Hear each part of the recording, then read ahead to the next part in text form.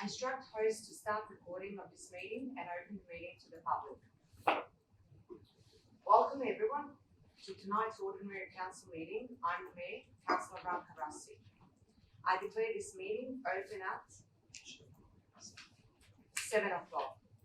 I'd like to extend a warm welcome to members of the public who are viewing at home. I'd also like to extend a special welcome to representatives from Victorian State Emergency Service who are joining us for Report 12.1. Due to the declaration of state of disaster in Victoria, this meeting is deemed open to the public via an online live stream available through Council website. An audio and video recording of the meeting will be published on Council's website after the meeting. Item 1, including acknowledgement of country. Please stand for acknowledgement of country. On behalf of the Brimbank City Council, I would like to acknowledge the traditional custodians of the land, the Wurundjeri people, and pay our respect to elders past, present, and emerging. Item 2, Council commitment. I ask councillors to remain standing for the council commitment. Others may be seated. As the council, we will act in the best interest of the Brimbank community and consider the immediate and long-term impact of our decisions. We will make these decisions fairly and without bias. We will uphold all of our obligations under the law of Victoria and Council's law, local law, and we will act in accordance with our code of conduct. Thank you.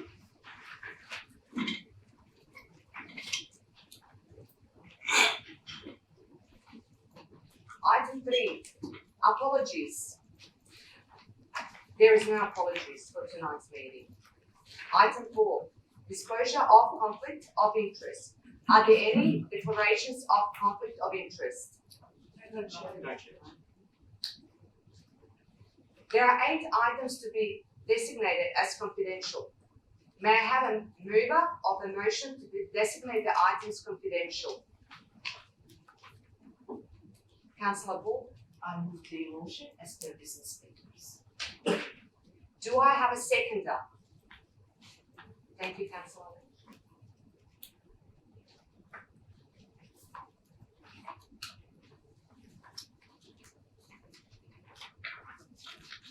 Would any councillor like to speak to the motion?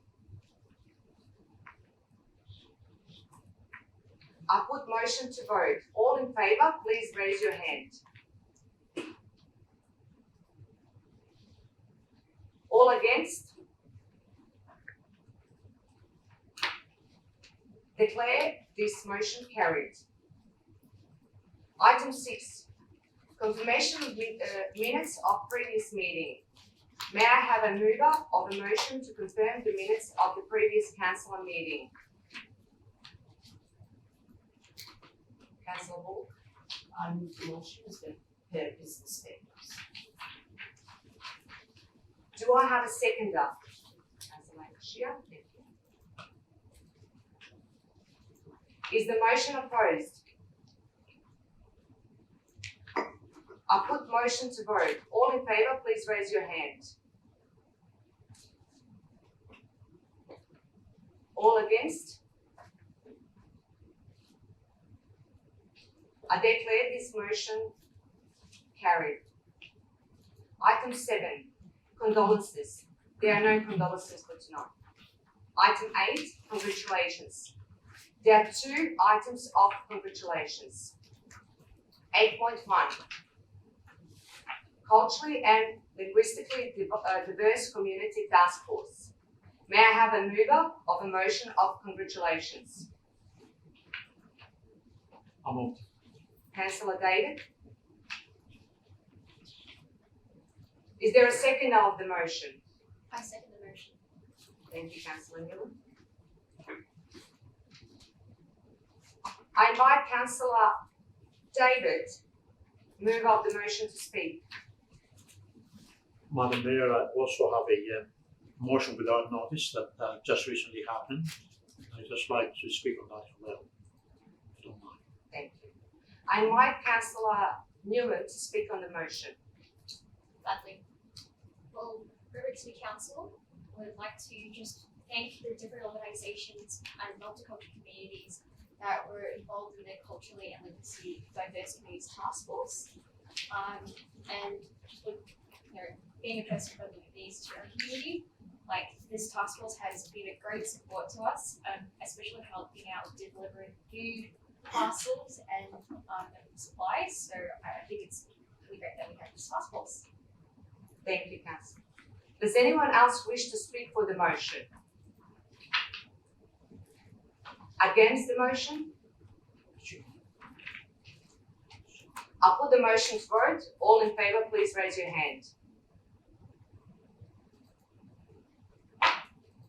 All against, please raise your hand.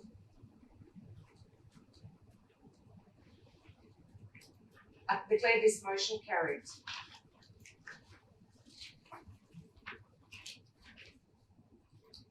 Council would like to congratulate the Brimbank organisation who were funded by the state government, cultural and linguistically diverse communities task force for the outstanding contribution to the community during the COVID-19 pandemic. On such organisation in the Sudanese Mothers Coalition of Victoria, the coalition received funding from the Department of Premier and Cabinet to provide food relief for volunteers people in the South Sudanese community. They used the funding to buy groceries and deliver these to people in need in Melbourne's west and southeast. For the past 6 months, they have also been cooking traditional dishes to take the young people who have drug and alcohol issues, are homeless or have insecure housing. The coalition is committed to support and advocate for young people in the community who are experiencing homelessness and are disconnected from their families. They have a collaborative partnership agreement with Brimbank Council Neighbourhood House Unit. The partnership is focused on a range of projects to address building integrational connection, reducing gambling harm and mental health literacy in their community. Second item, Councillor David, do you have a motion? Thank you, Madam Mayor. Yes, I've got a motion with not notice. Yes. Do I have a? What's the motion, Councillor? The motion is for a young athlete, born and bred here in Sunshine, Madam Mayor. I'm always talking about the young man called Peter Hachoglu. Peter is a young cricketer, a brilliant young cricketer, which I believe will make a great later in life.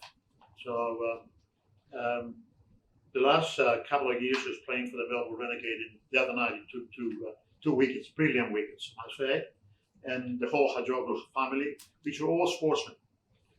Young Nick, his father at the time for me, so I always call him Young Nick, he was over the moon, together with his mom, Sue. They're fantastic, and he makes us very proud here in the West, and I wish him well. Do I have a seconder to the motion? Yes, Madam Mayor. I would like to second that motion. Thank you, Councillor Takos. I invite Councillor Sam to speak to the motion. You already spoke about it. Yeah. Well, I'll just repeat what I said earlier, Madam Mayor. Knowing young Peter since he was in the primary, if you like, and the whole family for a long time, I feel very proud as an individual myself, playing for the Renegades the last couple of years, and spent some time in England, by the way. So it's all there. So it's generating to build something for him and the whole West Sunshine. Yeah. I invite Councillor Takos to speak to the motion. I would also like to second what Sam said, and particularly proud as a cricket tragic that this is a homegrown talent, and he's causing a buzz amongst the cricket community. And I've got some words here from Ricky Ponting, who's speaking on the post-match show, who picked Hadzoglu as the talking point, seemingly impressed by the leg spinner's debut performance, in which he dismissed 2 test players, yes. And also Josh Laylor, Hadzoglu's Renegades teammate, hailed him as a brilliant debut performance after the game. The most impressive thing is he was up for the contest. He's a guy that's a bit different to the rest, another string to our bow, and that is a marvellous accolade for someone that hails from the sunshine, and we congratulate him and wish him all the very best for his future. Does anyone else wish to speak for the motion? I put motion to vote. All in favour, please raise your hand. All against, please raise your hand. I declare motion carried.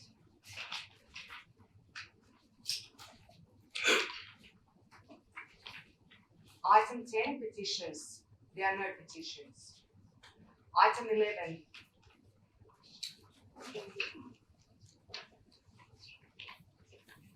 I apologize.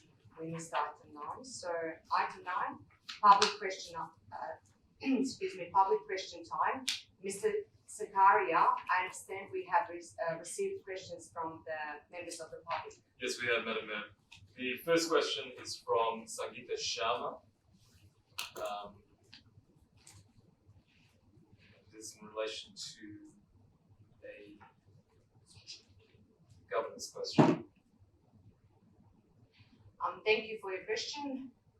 Having reviewed this question, I have determined that this question should be dissolved under the Brimbank governance rules on the basis that the question seeks a response from an individual councillor, therefore not a question to council. And 2, the question relates to matter outside the duties, functions and powers of council. The question will not be read out, but a written response will be provided to Ms. Sharma. We have another question from Sangeeta Sharma as well, Madam Mayor. Thank you for your question. Having reviewed this question, I have determined that this question should be dissolved under Brimbank governance rules on the basis that the question seeks a response from an individual councillor, therefore not the question to council. The question will not be read out, but the written response will be provided to Ms. Sharma. Third question is from Mr. Jamie Ramsey, who asks, have any councillors used MPs' resources or offices during and after the election campaign? If they have they declared it on their return or council declaration forms? All election campaigning donation returns that have been provided to Council's Chief Executive Officer have been uploaded to Council website as required by the Local Government Act and Council's Public Transparency Policy. The next question is also from Mr. Jamie Ramsey, who asks, can the sitting councillors that are members of the political party advise if they are meeting separately as a collective with fellow elected party members, including local MPs, to discuss strategies on council issues? Council has no legal authority to require individual councillors to disclose how they are exercising their legal right to freedom of association with others. Councillors are required by the Code of Conduct to declare and record any representations made by a Member of Parliament. The declaration are reported to Council and the community through the governance report. Next 2 questions are from T. Ewan. First question is, which councillors do not live in the ward they have been elected to represent? Having reviewed this question, I have determined that this question should be dissolved under the Brimbank governance rules on this basis that the question seeks response from individual councillors, therefore not the question to council as required. Is irrelevant to a councillor ability to stand for election. The next question from T. Newman. We have seen this council spend more money on the advocacy of the Matildas having a training base at Sydenham Park than what was allocated towards completion of the Upper Stony Creek Transformation Project. Given the lack of advocacy by councillors to our state MP, Natalie Suleiman, and lack of funding from this council, how can the residents of Sunshine North Albion believe this council is serious about having the Upper Stony Creek Transformation Project completed as per the original design? As per previous responses to your questions, Council's expression of interest before the home of the Matildas was undertaken within existing councillor budget and resources. Brimback's Save Upper Stony Creek campaign resulted in the federal and state government recommitting to the delivery of the revising project scope scheduled for completion and opening in coming months. Recently, Council also secured a further $500,000 from the state government towards the Upper Stony Creek project in 2020 and will continue to advocate for the further funding to complete the entire Upper Stony Creek project. Graham Law asks, given the pending development of 41-hectare vacant land at Canley, what steps will Council be taking to ensure that climate mitigation strategies, effective rain harvesting, extensive tree and shrub planting, and community facilities are built into the development plan? The site that you are referring to is located at 147A Canley Drive, Canley. Scheduled foot of the development plan overlay in the Brimbank planning scheme sets out of the requirements of the development plan. Council will ensure that an assessment of this requirement is undertaken before any approval is given, and will include providing the community with the opportunity to review the proposed and provide feedback. For information, no application has been lodged with Council yet for the approval of development plan on this site. The second question from Graham Law. Given the profound lack of tree canopy across Melbourne's west, will Council also address the poor shade quotient of existing trees planted throughout the municipality and proactively support the community in seeking for a community garden and exercise equipment throughout Canley?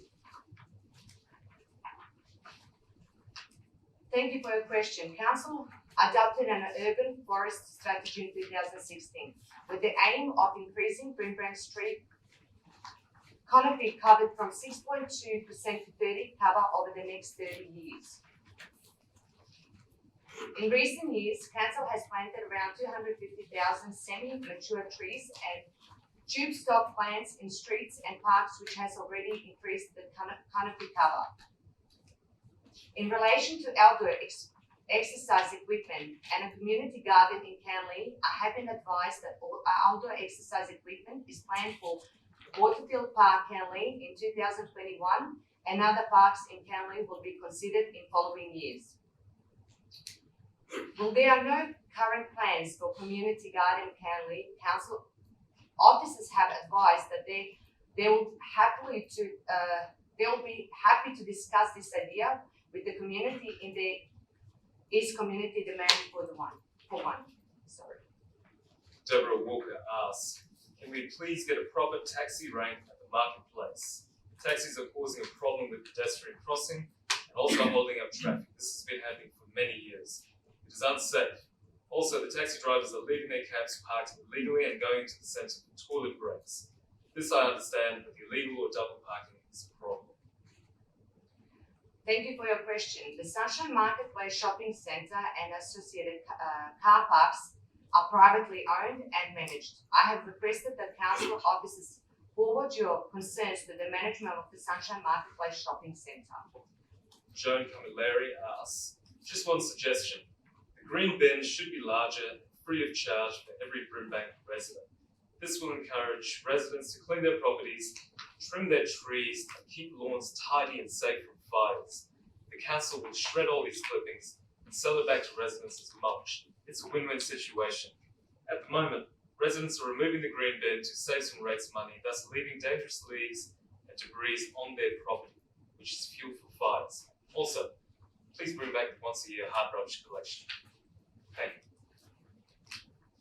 Thank you for your suggestion. In regard to your suggestion, offering residents a larger green waste bin and free of charge service, I can advise that Council currently provides an option, user pays, green waste collection service, which offers two size bins, a 140-litre bin and 240-litre bin. The service is offered on a cost recovery basis and it's an option service.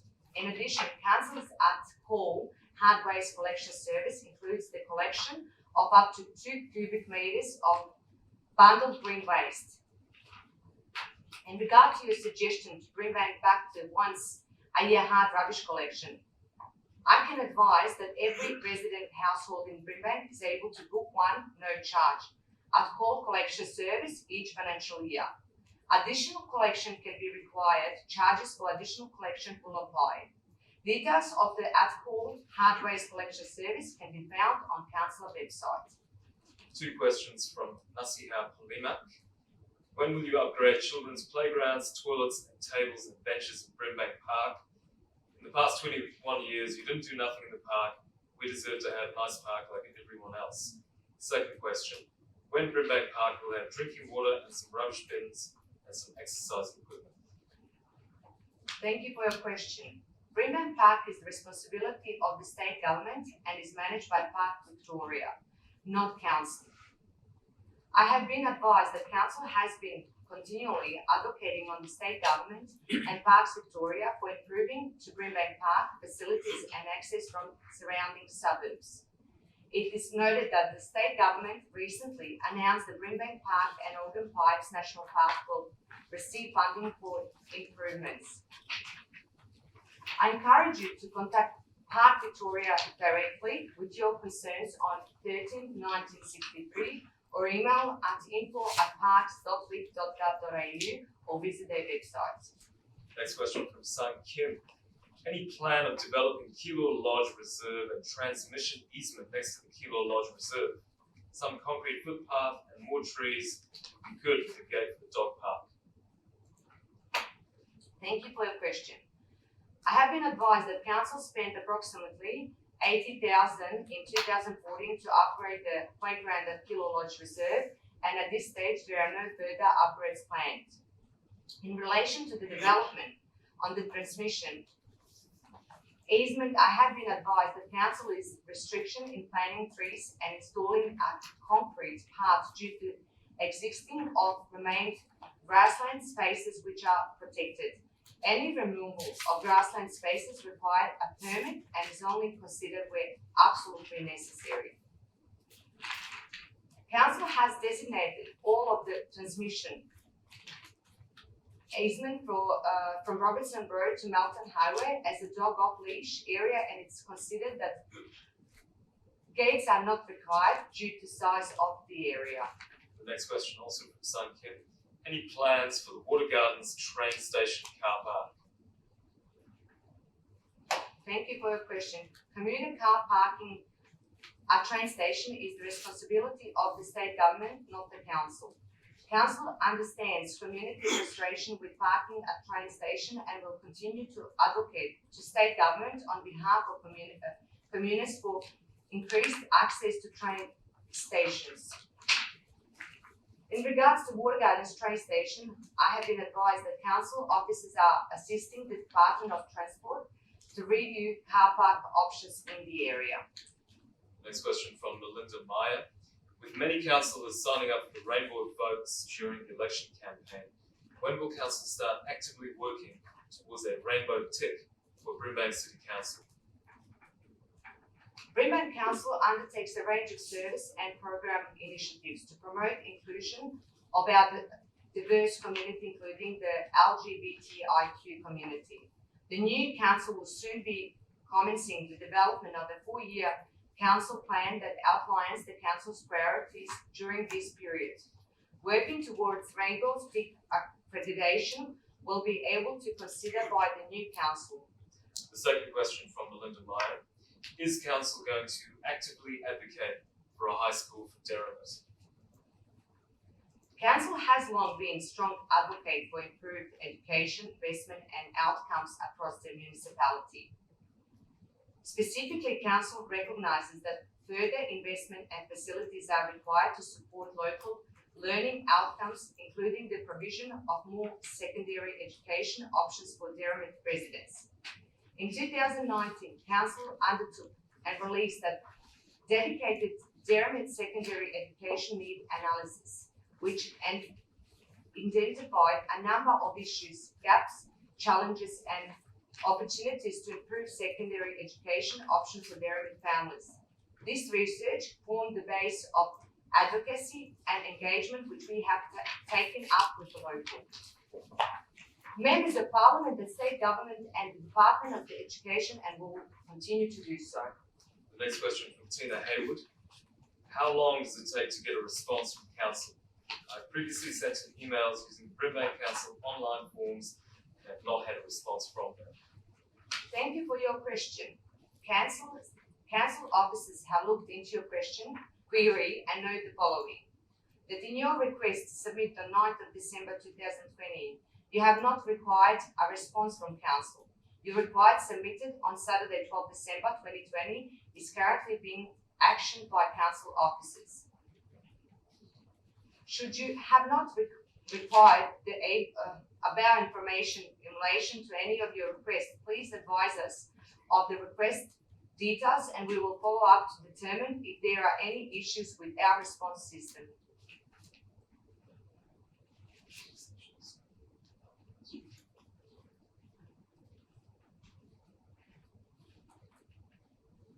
Councillors, we are only allowed 15 minutes for public question time. We need a motion to extend public question time. Do I have a I'll move the motion to extend public question time. thank you? Do I have a seconder? Councillor Will, I second that. Thank you, Councillor. Take a vote. Everyone in favour? All against? Okay, let's carry. The second question from Tina Haywood.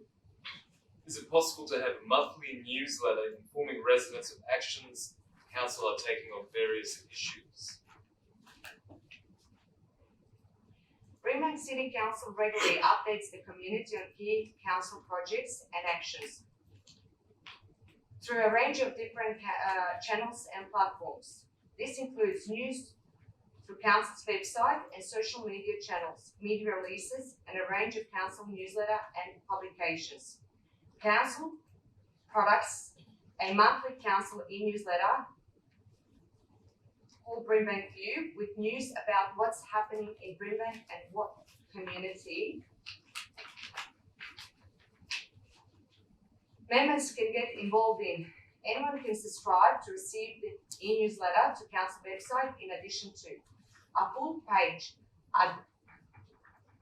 editorial Brimbank bus in the local Brimbank Star Weekly newspaper with news and event information. A quarterly 4-page lift out in the local Brimbank Star Weekly with updates on key council programs and initiatives, capital work updates, and a quarterly Brimbank Insider printed newsletter sent to ratepayers in the rate mail out. All this can be accessed on council website. The next question is from Peter McMahon, who asks, when will the footpaths in Moira Street be getting a refurbish, please? I'd heard from a neighbour that it was on the books for 2020, but that has obviously been incorrect or COVID-19 affected. Thank you, Peter McMahon. Thank you for your question. Council officers have advised that Moira Street was not proposed for footpath refurbishment works in 2020. Council officers will inspect the footpath in Moira Street and provide you a further response once completed. Peter McMahon also asks, how about painting the silos at JR Parsons Reserve on the railway track side? Council has explored the possibility of painting the silos at JR Parsons Reserve near the railway line.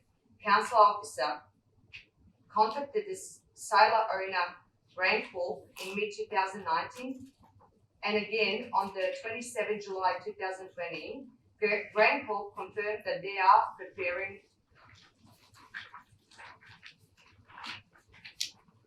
property for sale and will not consider painting on the site.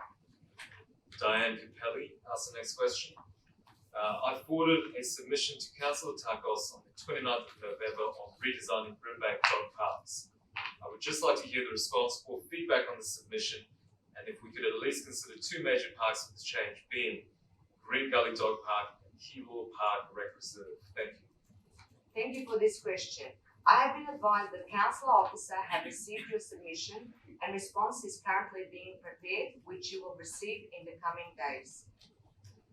Eli asks, when community works, for example, installation of speed humps are approved to go ahead, there should be a set period of time, for example, up to 2-year cap on waiting time for jobs to be completed. funds need to be allocated appropriately to complete tasks on the waiting list. Up to a 2-year wait should be enough time to plan resources and complete work. The community should not be on a sliding scale of being constantly reshuffled down a list. Jobs need to reach completion in a timely way. Thank you for your question. I have been advised that council received many requests each year for traffic management treatments such as road humps to address concerns about road safety and speeding. Each of those requests is carefully investigated, and if treatments are considered justified, they're included in a list of further capital work budget considerations. As more projects are investigated, the list of works increased, which can affect the priority order of the works. Road hump projects that have been previously investigated and justified will be considered in the development of the 2021 to 2022 Capital Works Program. The next question is from Joe Kaleha. It would be great to have food trucks and a monthly market at Brimbank Park. Is there any way we could get this going? Thank you for raising this terrific idea with council. We support opportunities for the community to come together in ways such as the one you have raised. However, Brimbank Park is the responsibility of the state government and Parks Victoria. Ideas like the one you have raised would be best directed to the state government, either through Parks Victoria or through your local member. Joe Kaleha also asks, what investigation and public forums are there to communicate the issues and dangers regarding the Kialba tip to the community? The EPA licenses and regulates the Kialba landfill, including requirements for public forums, communication and investigation related to the current fire. EPA can advise on further community consultation, events planning. In addition to the one convent for the evening 15 December 2020. Please visit www.epa.vic.gov.au/Calpa or telephone 1300 372 842 for further information.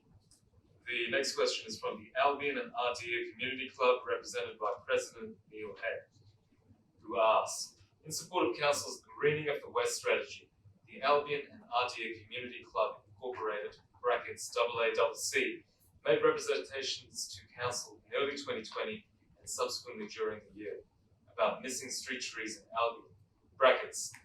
An AACC observation is that replacing missing street and park trees is just as critical a matter for implementation of the strategy as planting in new areas and new paths.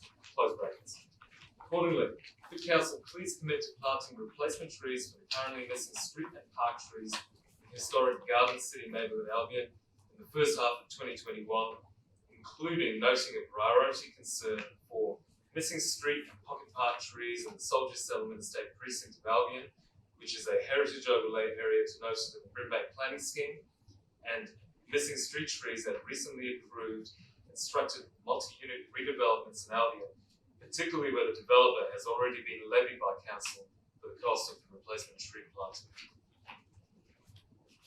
Thank you for your question. As recently advised, Council officers are currently completing tree audits across the municipality, including Albion, for tree planting as part of the 2021 tree planting program. I have been advised that the tree audit process has been delayed this year due to COVID-19 stage 4 restrictions. Council officers will provide Albion and Ardea Community Club an update once the audit process is completed.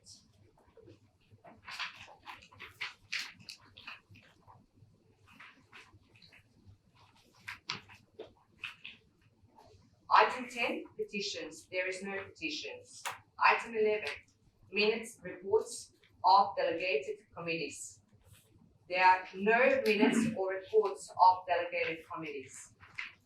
Item 12, officer reports. There are 18 officer reports for consideration by Council tonight.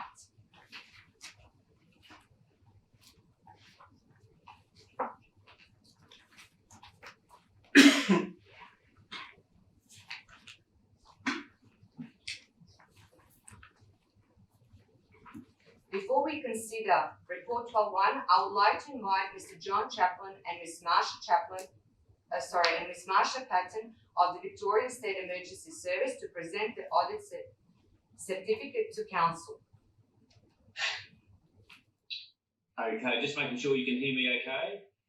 It's all right, okay, thank you. Look, my name's John Chaplin. I'm from Regional Officer Emergency Management from SES, and Marisha Patton is the Regional Officer that supports Brimbank Council. I was the auditor for your latest MEM plan that went up for audit. I just want to take the opportunity, first of all, to say thanks for the opportunity to speak tonight on behalf of the audit result. I'll talk about the outcome. The certificate will actually follow, and that'll go up through the iterations of MEMC and Council and so on. The audit was conducted by Vicpol, DHHS and myself representing the SES, and it was done by virtual mode with some other stakeholders involved. I've got to say virtual mode is a challenge, and particularly doing an audit, but what made it work was the fantastic evidence that your emergency management team was able to provide. Normally audits take 4 or 5 hours to get through. We have to, make sure the evidence is there, but to have it the way it was done, all in a pre-audit fashion, it was a terrific result. Made my life as the auditor a lot easier in the panel itself. We also undertook the opportunity to test the new self-assurance model. That's the change that's occurring the 1st of December, and 6 councils across Victoria put their hand up. I'm not sure Brimbank put their hand up, but we got them to put their hand up. But we're very, very grateful because we're able to make sure that the new tool coming in is fit for purpose. And it was a really good opportunity to go through that. And some of the questions, asked on day will help for council. The audit, they comply outcome in every element of the plan and processes. So it's a fantastic result. There's 24 questions with a lot of elements to each of those. It was 100% on everything. As an auditor, it's hard for me. I like to get something wrong, but everything was really good. I just want to also point out some of the highlights of this because there's fantastic work put in over 3 years to get this result. It just doesn't happen overnight. First of all, the quality of the plan. It's a high standard plan. It's easy to read. It's really usable, and it's laid out really well with good linkages and so on. The response to COVID and the ability of the emergency team to achieve such a good result during this period is testament to just the way this team works. And maybe also the way, I guess, the way all of your council works as well, because you've had a really difficult time, but we're still able to. I was going to lower the level of compliance to help councils here. We didn't have to lower the level of compliance at all here. Everything was met. Another highlight is just operational readiness, the capability and capacity to respond timely and effectively to your community was shown out through the audit. You're ready to go. It's not just a plan that sits on the shelf. It's highly community focused, so knowing the community, the risks and the needs of community and supporting those is terrific. The relief and recovery arrangements and the buy-in from the associated relief and recovery agencies is testament to the stakeholder engagement that's gone on. As I talked about, the high quality evidence to support the audit and the integrated Municipal Emergency Management Planning Committee. It's not just the traditional members of the committee, the response, relief, recovery agencies, it's industry, it's subject matter experts, it's the infrastructure areas as well. You've really got an integrated committee that meets and turns up and does good work. I'd like to acknowledge the efforts of the emergency management team. Alex Coronius, if every council had an Alex Coronius, we wouldn't have an audit in a negative result anywhere. It'd be absolutely fantastic. Tom Razmovsky, John McDonough, I think the name is, Suzanne Rouvray, John Pedroro, and SES Rep Marisha Patton. Marisha's done a terrific job. Marisha's just come back from Delft doing a secondment, has come into 4 audits and been supporting council. So, and I know she's very highly regarded because we regard her highly as well. And also, I'd like to thank the MEMC members and the Brimbank senior staff as well for the support you obviously give the team to get results like this. So the plan and processes are well placed for the transition to self-assurance. As I said, the certificate will be forwarded shortly to council and so on. But I just want to congratulate all involved because it's a 3-year process. We had COVID happen as well, and it's an extraordinary result. done by an extremely, energised team. So well done to everyone, and congratulations.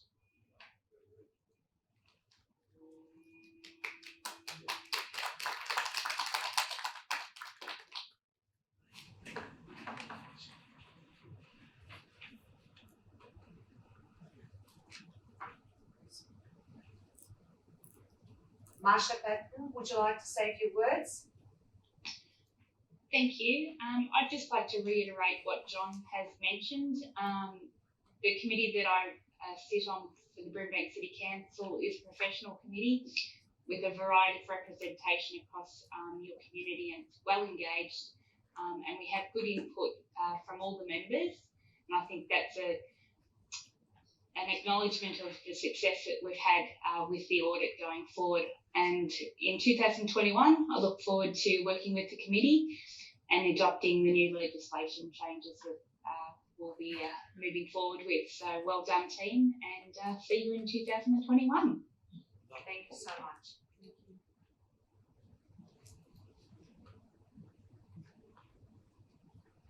There are 18 officer reports for consideration by Council tonight.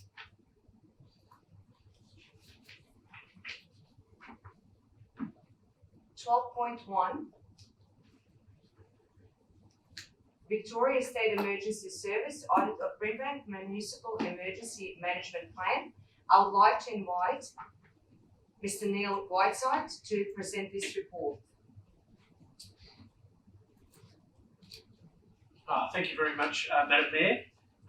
The Brimbank Municipal Emergency Management Plan is an integral part of Council's emergency management responsibilities and is critical in assisting Council in preventing, preparing, responding to and recovering from emergency situations. The Victorian State Emergency Service has recently completed the 3-year audit of Brimbank's Municipal Emergency Management Plan, as we've just heard from John, and the purpose of this report is for Council to consider noting the results of the audit. I would just like to say, Madam Mayor, there are a number of Council's emergency management team that are viewing the Council meeting tonight, and thank them very much for all their hard work. Obviously, over the last 3 years of the emergency management, but also particularly in the last year with COVID. Thank you very much, Madam Mayor. Thank you. Councillors, are there any questions or points of clarification? Is there a mover of the motion? Councillor Bull?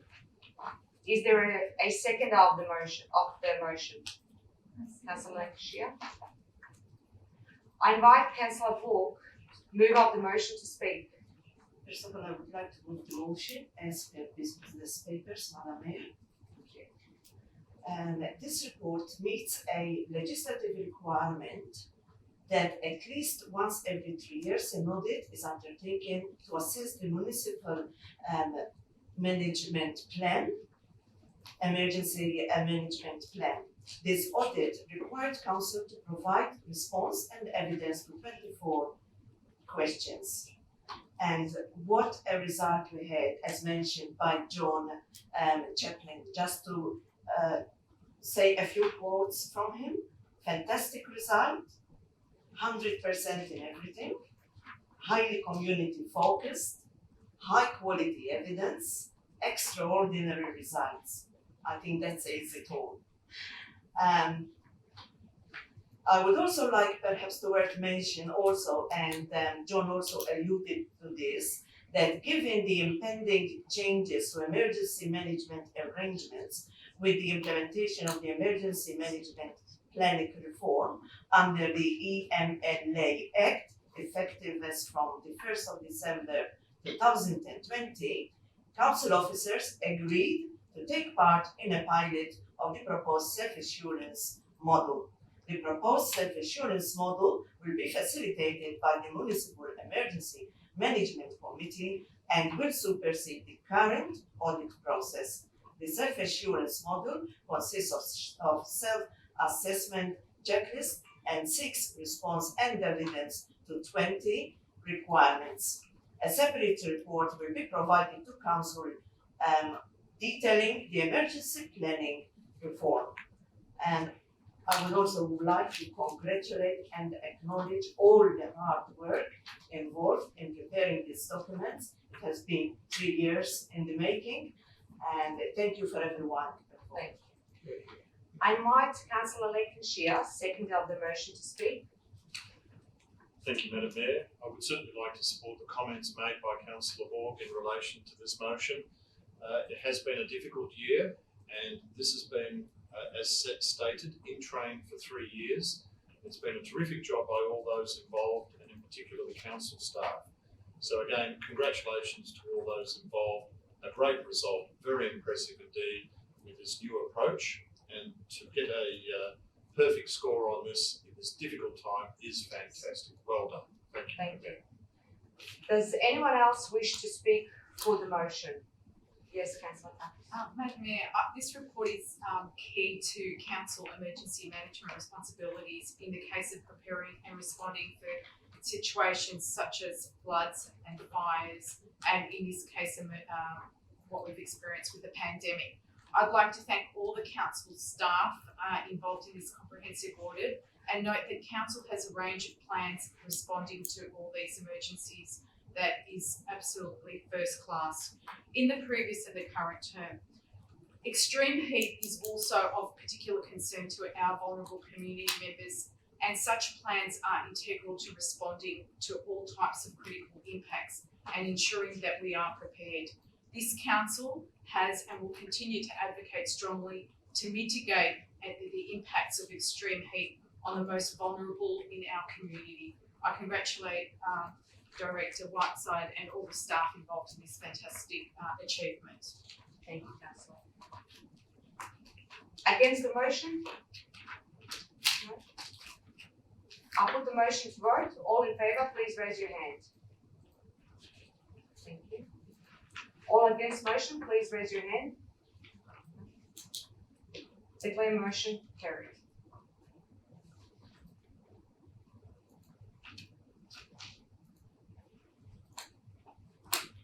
We're going to 12.2, COVID-19 response and recovery update strategy.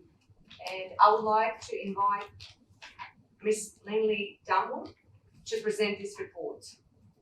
Thank you, Madam Mayor. The purpose of this report is to provide council and the community with the monthly update on the implementation and progress of the Brimbank coronavirus response and recovery strategy for the reporting period of the 1st of October to the 30th of November 2020.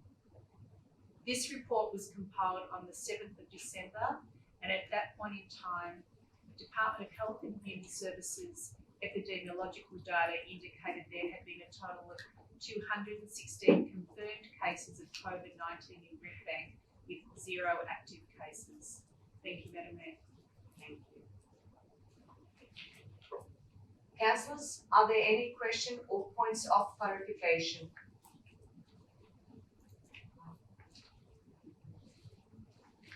Is there a mover of the motion?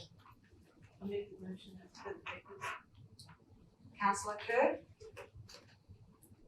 Is there a seconder? Councillor Tapos? I invite Councillor Kerr, mover of the motion, to speak. I invite Councillor Tapos, seconder of the motion, to speak. Thank you, Madam Mayor. There is no doubt that this financial report for this quarter is all about instigating COVID-19 response and strategy and recovery to help our community. It is positive to see we are continuing with our business of construction of capital works, which include more parks, the Delegate Reserve, sports pavilions, neighbourhood park upgrades, and dogs off leash parks. I guess what is striking to read is this lower than expected take up of COVID-19 hardship policy, which Council had budgeted for as part of our COVID-19 response strategy. And also note there has been a decrease or unfavourable variances with the impact from COVID-19 on fees and other revenue due to closure of our leisure centres and waivers and etc. to sporting clubs and the likes for fees given for most sports clubs were closed during this period. So the budget has had to adapt to these changes, and as we move into the recovery mode, We are starting to reopen, and our facilities and council will continue to support the community and continue our strong capital works plan to improve Brimbank. I recommend this report. Thank you, Councillor Takis. Does anyone else wish to speak for the motion? Thank you, Councillor Lancashire. Thank you, Madam Mayor. Through the Chair, I'd certainly like to support the words of Councillor Takos. The list in the report of key achievements are very impressive, and just to highlight a couple, granting of 45 free permits at a value of $15,000 to support the outdoor dining program, recruiting 114 staff through Working for Victoria program to assist in delivering a range of council services, enabling 30,000 visitations to the library since reopening on the 9th of November, delivering 943 food hampers, and the list goes on and on. It really is very impressive that the work that has been undertaken by the council staff in all these achievements. Well done. Thank you very much. Against the motion? Thank you. I put this motion to vote. All in favour, please raise your hand. Thank you. All against? Thank you. Declare motion carried. 12.3 Planning Activity Update and Delegate Decisions. I would like to invite Mr. Callum Walsh to present this report. Thank you, Madam Mayor. This is a monthly report to Council on the status of planning permit applications and trends in planning approvals within Brimbank, and also decisions made under delegated authority during October and November of this year regarding planning permit applications and other matters. Council is asked to note the planning activity update and delegated decisions as detailed at attachment 1 to this report. Thank you, Madam Mayor. Thank you. Councillors, are there any questions or points of clarification?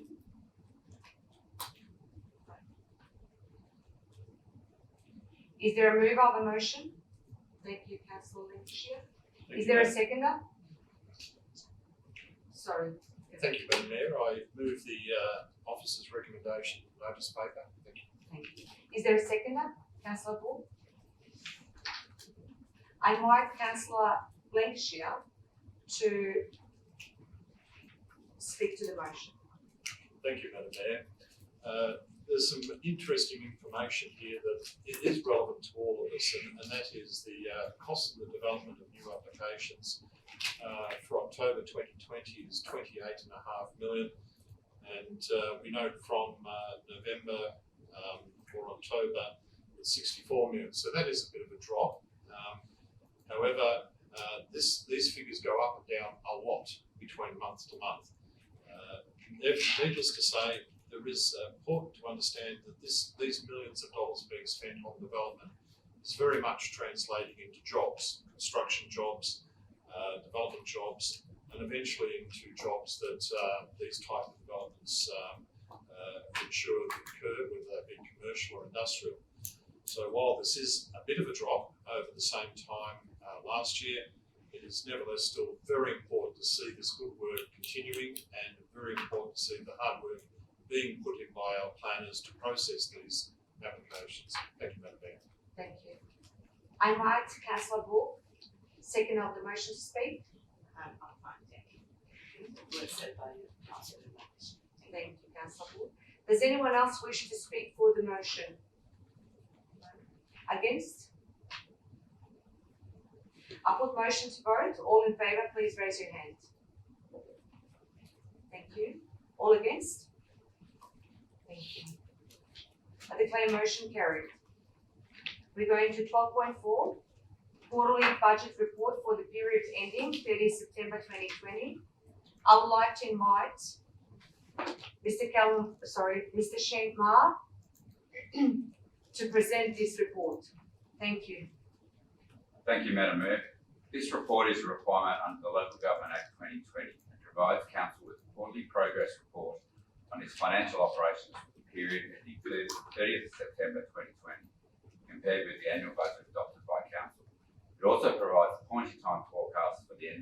result as of 30th June 2021. Thank you.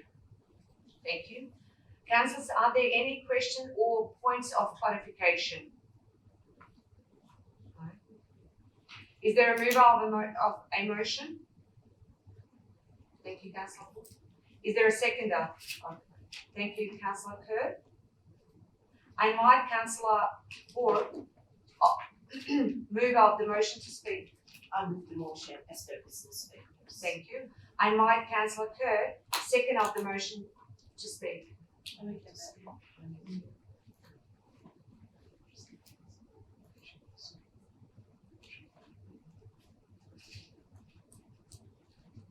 Councillor Ford, I'll give you opportunity to speak as a mover of the motion. Thank you, Madam Mayor.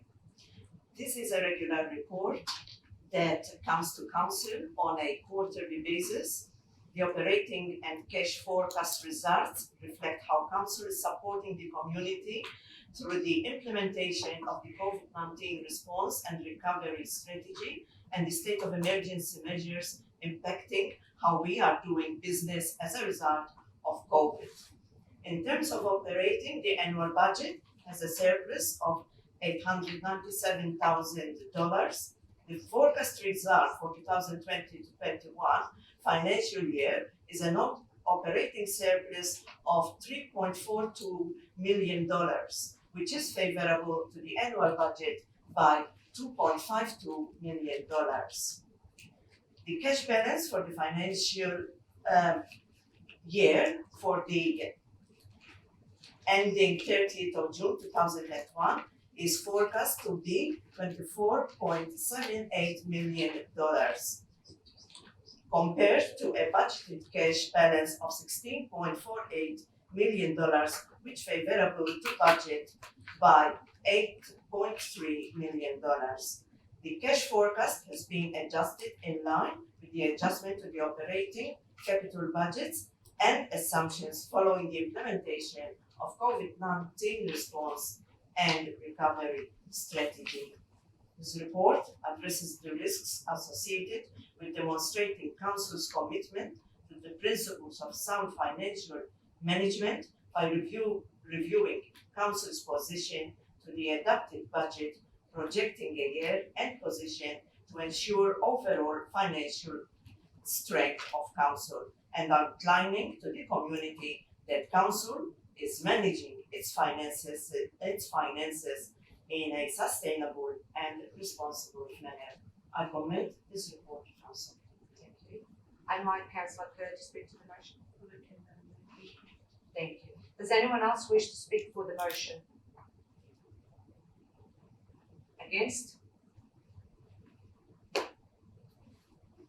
I put the motion to vote. All in favour, please raise your hand. Thank you. All against? Thank you. I declare motion carried. 12.5 Financial Hardship Policy. I would like to invite Mr. Shane Marr to present this report. Thank you, Madam Mayor. Again, this report is presented to Council to consider an updated financial hardship policy. The policy provides guidance for ratepayers when completing an application for financial hardship and makes it clear under what situation an application will be approved. The proposed updates to the policy are outlined in the report. Thank you. Thank you. Councillors, are there any questions or points of clarification? Please, Councillor Lynch. Through you, Madam Mayor. I noticed on the briefing session on Monday they talked about the hardship policy being amended under the new 2020 Act. I was just wondering how that has that been incorporated into this at this stage? Mr. Shane Marr. Thank you, Madam Mayor and Council Lancashire. These amendments pick up that as well. Thank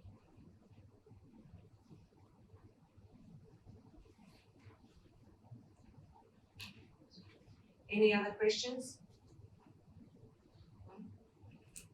Is there a mover of a motion?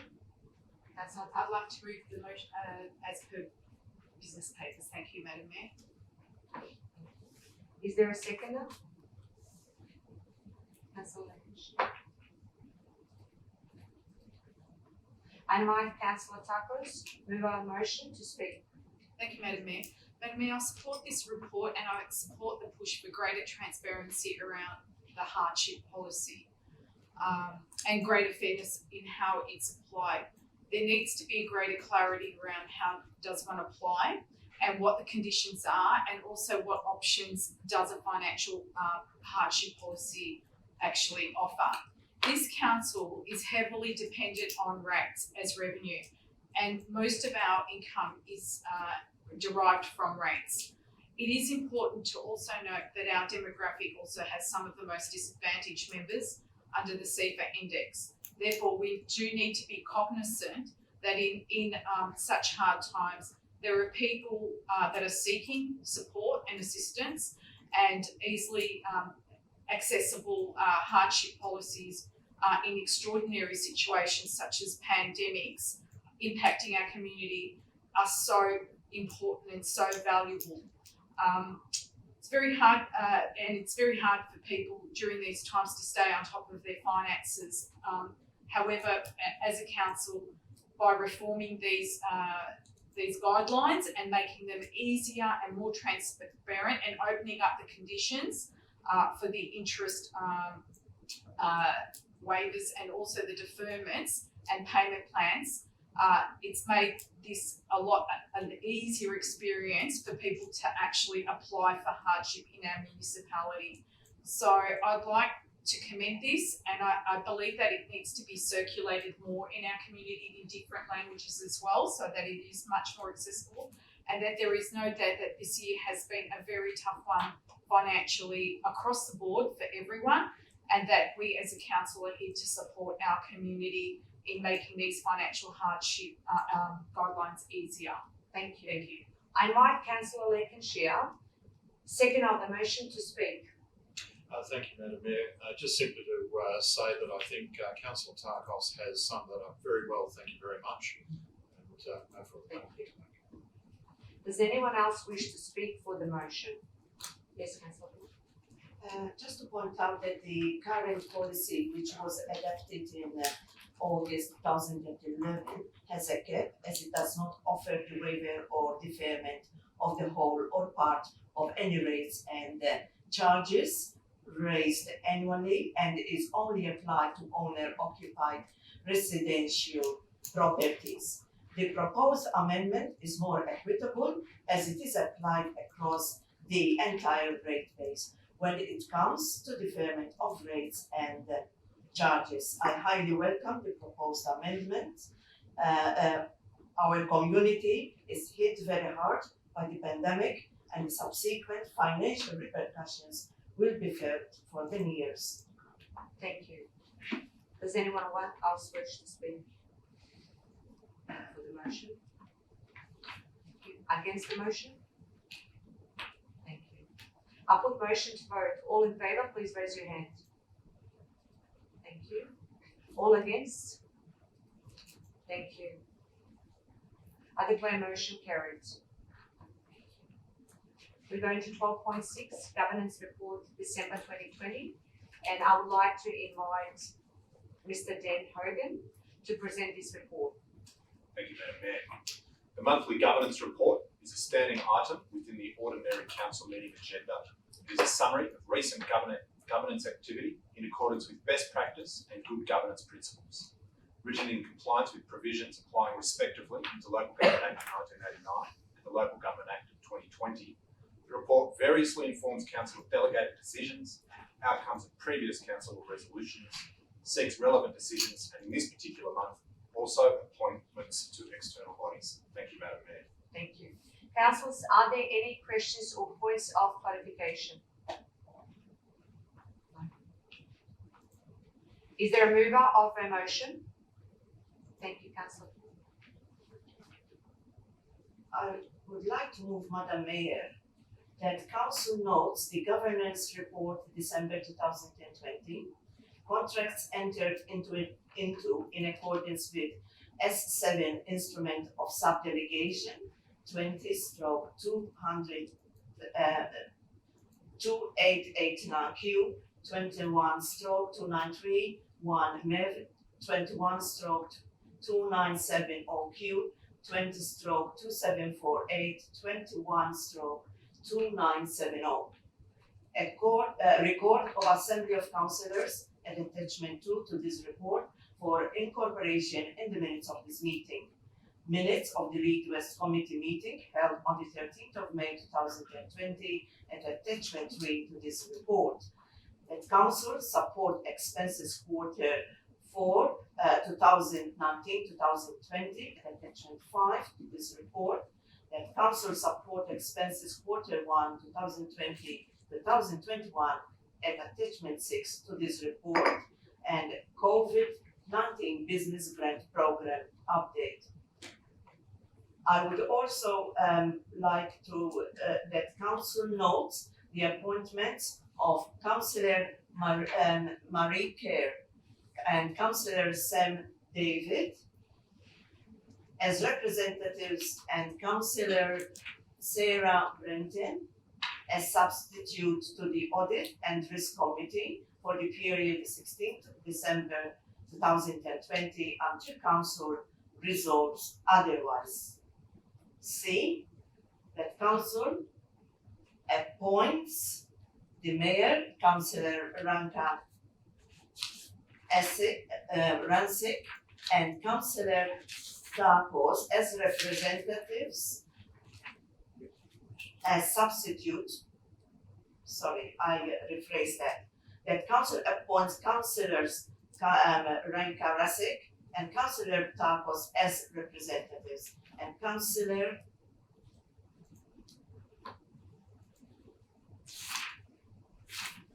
sorry, I got this wrong. Oh, no. Appoints Councillor Darkos as delegate and Councillor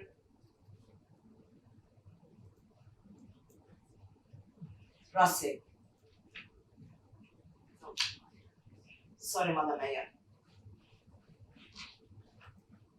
Appoints Councillor Ranka as delegate and Councillor Virginia Darkos as alternate to the Lead West Board for the period 16th of December 2020 until Council resolves otherwise, and writes to Lead West advising them of the appointments.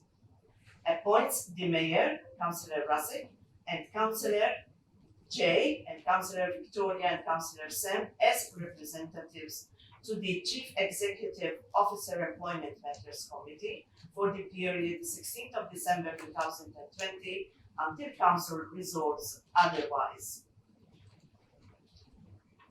Appoints, letter E, reappoints independent member Mr. Mark Davis of the Audit and Risk Committee for one additional 3-year term effective 24th of December 2020. And finally, appoints Councillor Sarah Brenton as interim delegate and Councillor Trung as interim delegate to the Metropolitan Local Government Waste Forum for the period 16th of December 2020 until Council makes a permanent appointment in a future Council meeting. Is there a seconder of the motion? I think there's a correction. Yeah. There's a correction where it's Councillor Lancashire on the waste Yeah. committee. And You, also yeah. Sarah. Councillor Yeah. Sarah, Councillor Brown together with Yeah. Councillor. Lancashire. yes, because we changed our last list, yeah. Yeah.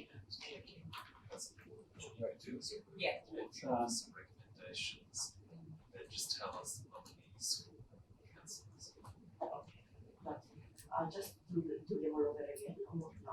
Just the last one. Just F. The last one. Yeah. Okay.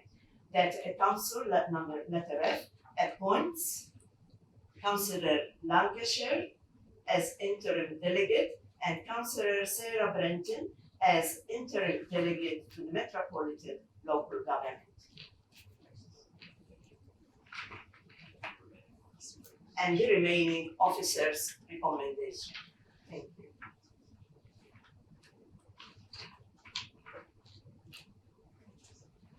Is there a second on the motion? Seconded, Madam Mayor. I invite Councillor Borg move our motion to speak. Thank you, Madam Mayor. This is a standing monthly report, and one of the highlights is the proposed council meeting dates for 2021, and the appointments, of course, of councillors to various committees. I commend this report to the council. I invite Councillor Takos, second on motion to speak. I just reiterate what Councillor Borg said and to congratulate all the appointments and to wish them well. Thank you. Does anyone else wish to speak for the motion? Against the motion? I put the motion to vote. All in favour, please raise your hand. All against? Declare this carried. We're going to 12.7, Annual Report 2019 to 2020. I would like to invite Mr. Dan Hogan to present this report. Thank you, Madam Mayor. The Local Government Act 2020 requires that councils prepare an annual report, including a report of operations, audited financial statements and performance statement. The Act also calls for the annual report to be lodged with the Minister for Local Government, which I can inform Council occurred on the 13th of November 2020. The annual report can be found as an attachment to this report, and the officer recommendation calls for Council adoption. Thank you, Madam Mayor. Thank you. Councillors, are there any questions or point of clarification? Is there a mover of a motion? I'd like to move the motion as per business papers, Madam Mayor. Thank you, Councillor Takos. Is there a seconder of the motion? I'd like to second the motion. Thank you, Councillor Kerr. I invite Councillor Takos, mover of the motion to speak. Madam Mayor, I'd like to say that this is a very comprehensive report. It's an extensive synopsis of the enormity of the work the previous council undertook when it decided the key priorities for this community in advocacy and worked hard with dedicated and committed officers to deliver it. I have been very honoured to serve in the advocacy portfolio for 3 years of our council, our previous council. I made a commitment, as did others, through its Transform Brimback platform to not just meet the challenges our community face, but to tackle them head on with action and advocacy initiatives that have formed as priorities going forward with a very strong community first hat. Now, this council, some of the important initiatives are investments in local jobs and education, partnerships such as the ones with Victoria University, the construction of the St Albans Health and Wellbeing Hub, a transformational project that is in its very essence very innovative and the first of its kind to tackle prevention in a lot of the disadvantage that our community experiences. Also, the recreation facilities across Brimbank, when we arrived in this council 4 years ago, some of the facilities were at best Dickensian, and when we looked around and did a tour, if you have a look at places like St Albans now, you will see the very real difference that last council has made, and I'm sure we'll continue with the Transform Brimbank policy. One of the biggest issues and challenges that this council faces contamination across our council, with having an enormous amount of previous legacy contamination, as it's called, through various landfills and continued contamination. So one of the big issues that we had in the Transform Brimbank was also environmental equity, and what that means is providing some fairness back to our community by remediating a lot of this contamination and healing the earth, but also making sure that our community is living in an environment that is both the amenities pleasant and healthy. Finally, the most important issue of the last 12 months was to help combat the COVID-19 issues across that hurt our community, and the implementation of the Brimback COVID-19 response and recovery strategy. I strongly recommend this amazing annual report, and congratulate all the officers and the previous council for the efforts. Thank you. Thank you. I invite Councillor Kerr, second up motion to speak. Okay. Thank you. Does anyone else wish to speak for the motion? Thank you, Councillor Kerr. Thank you, Madam Mayor. I would like to endorse Councillor Tarkos's comments. It is a highly comprehensive report for the year 2019-20, and it has certainly been a great pleasure going through this report and look back at the achievements that the previous council has achieved. And as Councillor Tarkos said, there are very key highlights in this report, perhaps also worth mentioning the delivery of a strong $73.52 million capital works program that laid the foundation to create a more prosperous, inclusive and livable community, as well as securing $75 million in government and non-government funding to support the Brimbank community through council's advocacy, and of course keep working on the COVID-19 response and strategy achievements throughout this last 9 months or so. So once again, congratulations to everyone, and a big thank you also to the officers and the councillors of the previous council. Thank you, Councillor Ward. Does anyone else wish to speak for the motion? Right. Against the motion? Thank you. I put the motion to vote. All in favour, please raise your hand. Thank you. All against? I declare motion carried. 12.8. Portfolio report, June November 2020.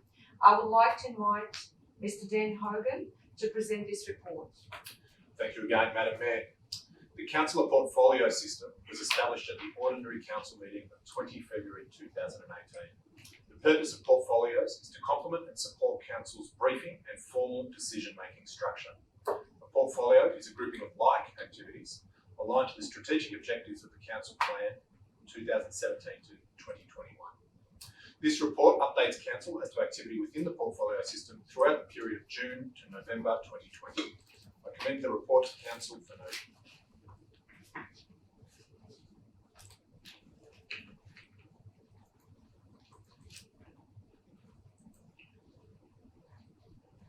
Councillors, are there any questions or points of clarification?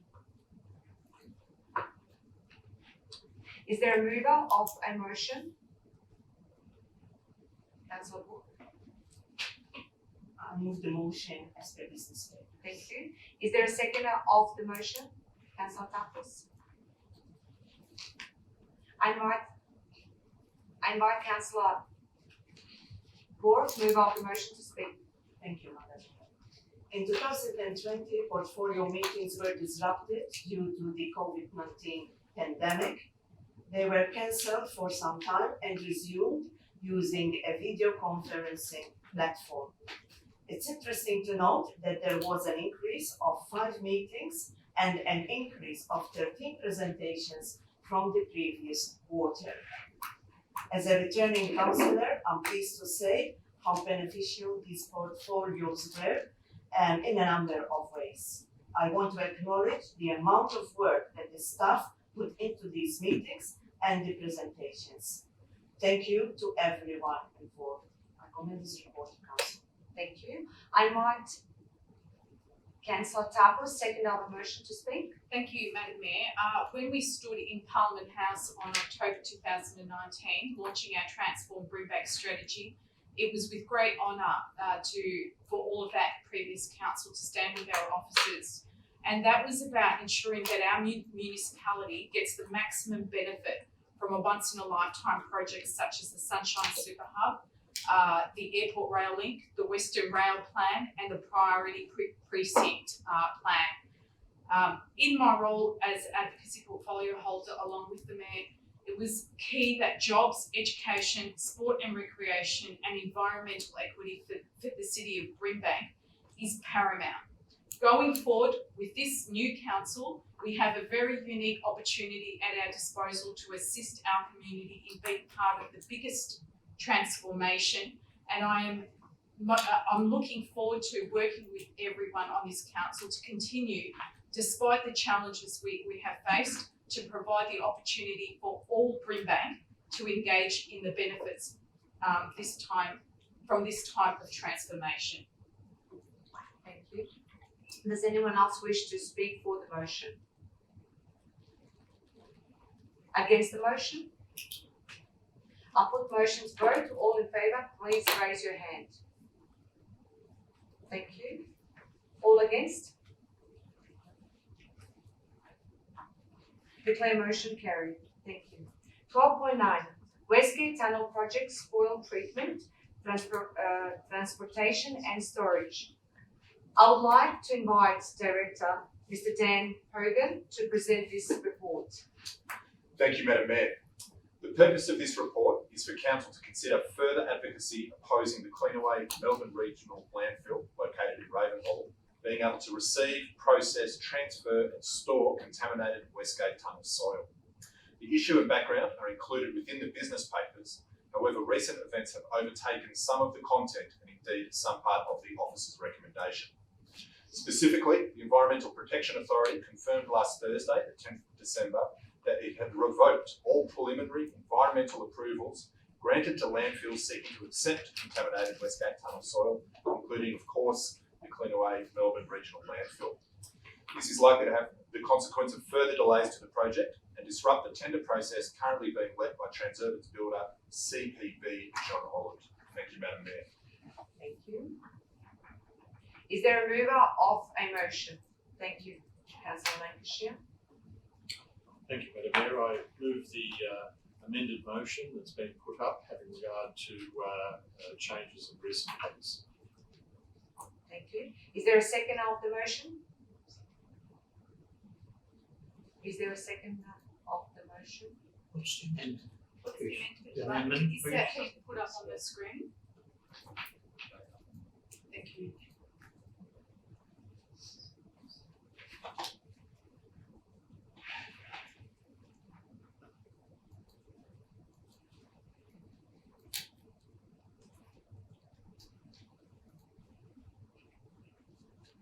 I second that amended motion. Thank you, Madam Mayor. Thank you, Councillor Takos. I invite Councillor Lancashire, mover of the motion, to speak. Thank you, Madam Mayor.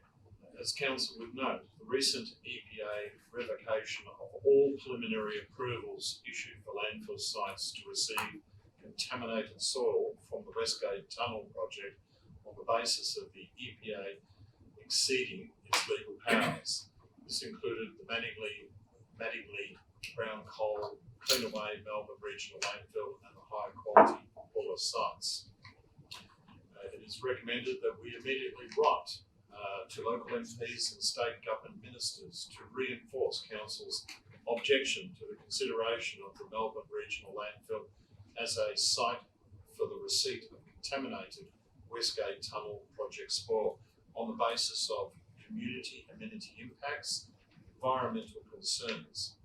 And in particular, Council signalled its concern regarding the recent EPA revocation of preliminary approvals seeking reassurances regarding environmental protections and the standard applied. No contaminated soil should be stored at Ravenhall, Melbourne Regional Landfill. Soil should be tested for contamination on-site prior to transportation to ensure appropriate controls to mitigate transportation risks. In addition, PFAS testing and management should be completely transparent and publicly published as and when testing results become available. It is also recommended that the project spoil contamination found to be at a level of risk to the environment or people exceeding very low should not be transported through Brimback. It It is requested that the state government move to immediately establish an environmental equity and land contamination task force and response package for Melbourne's West to meaningfully respond to ongoing environmental waste, landfill, contamination, pollution and amenity issues across Melbourne's West. Finally, the state government draw down on landfill levy revenue, which is standing at hundreds of millions of dollars, to invest in the above initiatives. We should note that the Transforming Brimbank 2020 Environmental Equity Agenda, in the context of Council's ongoing advocacy, engagement and opposition to Cleanaway's Westgate Tunnel soil proposal for Ravenhall. And finally, consider further meetings with the Mayor and senior representatives of Melbourne City Council to coordinate further advocacy efforts. The recommendation put forward, I would strongly recommend to my fellow councillors. Thank you, Madam Mayor. Thank you, Councillor Lancashire. I invite Councillor Tucker, seconder of motion, to speak. Madam Mayor, I would like to reiterate the very comprehensive response made by Councillor Lancashire. I'd also like to reinforce our objection that our community again receives this PFAS contaminated soil, but also because of the experience in the past of legacy contamination, that this council does not want to leave another legacy contamination for future generations, because we are now dealing with legacies of past decisions. So we have got that opportunity as architects of the future for our future generations to make decisions that protect our community, that also, as Councillor Lancashire pointed out, remediate and ask for environmental equity for past mistakes where we have been used as a dumping ground for a lot of Victoria's contaminated and toxic waste. And as we know, PFAS is called a forever chemical. It is very difficult for it to actually dissolve, and it has a highly leaching chemical that can leach through soil and through water. So I highly support Councillor Lancashire to our objection to the moving of contamination through Brimbank. Thank you, Councillor Takos. Does anyone else wish to speak for the motion? Thank you, Councillor. I'd like to speak for the motion to oppose the moving of toxic contaminated soil through Brimbank. As we all know, Brimbank already does have a lot of just lasting impacts from previous landfill sites, and just speak about future generations and also the impact on the environment. Like, we at Brimbank Council, we understand with our West councils and oppose like the inequity that, you know, the West has been a rubbish dumping ground for decades. So not this time. Okay. Yeah. Thank you. Does anyone else wish to speak for the motion? No? Against the motion? I put motion to vote. All in favour, please raise your hand. Thank you. All against? I declare motion carried. Thank you. We're going to 12.10, Community Engagement Policy. I would like to invite Ms. Lynn McDonald to present this report.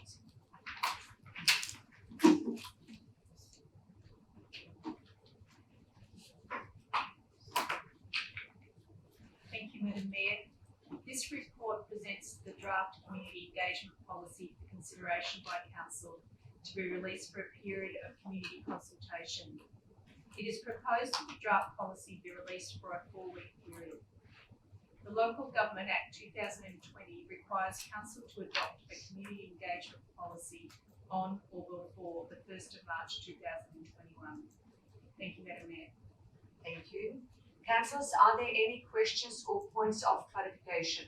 Yes, I have a question to the Director. When is the final date of the consultation for this important policy?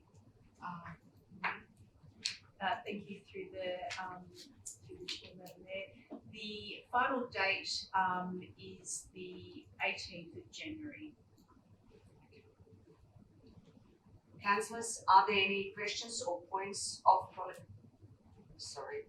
of clarification? Anyone else? No? Thank you. Is there a mover of a motion? I move the motion as per business papers, Madam Mayor. Thank you, Councillor Takos. Is there a seconder of the motion?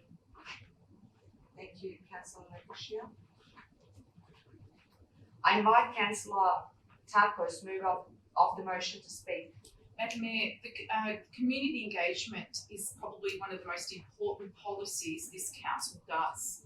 I note that most councils are putting out their draft engagement policies for community feedback at the moment. It's a major policy and a guiding document and is so important to get it right. And given we are a community first council, we must be guided by the best practices in community engagement to effectively inform our own decision-making processes. We are the closest level of government to the people, and it is that engagement that builds trust. It inspires and it creates hope.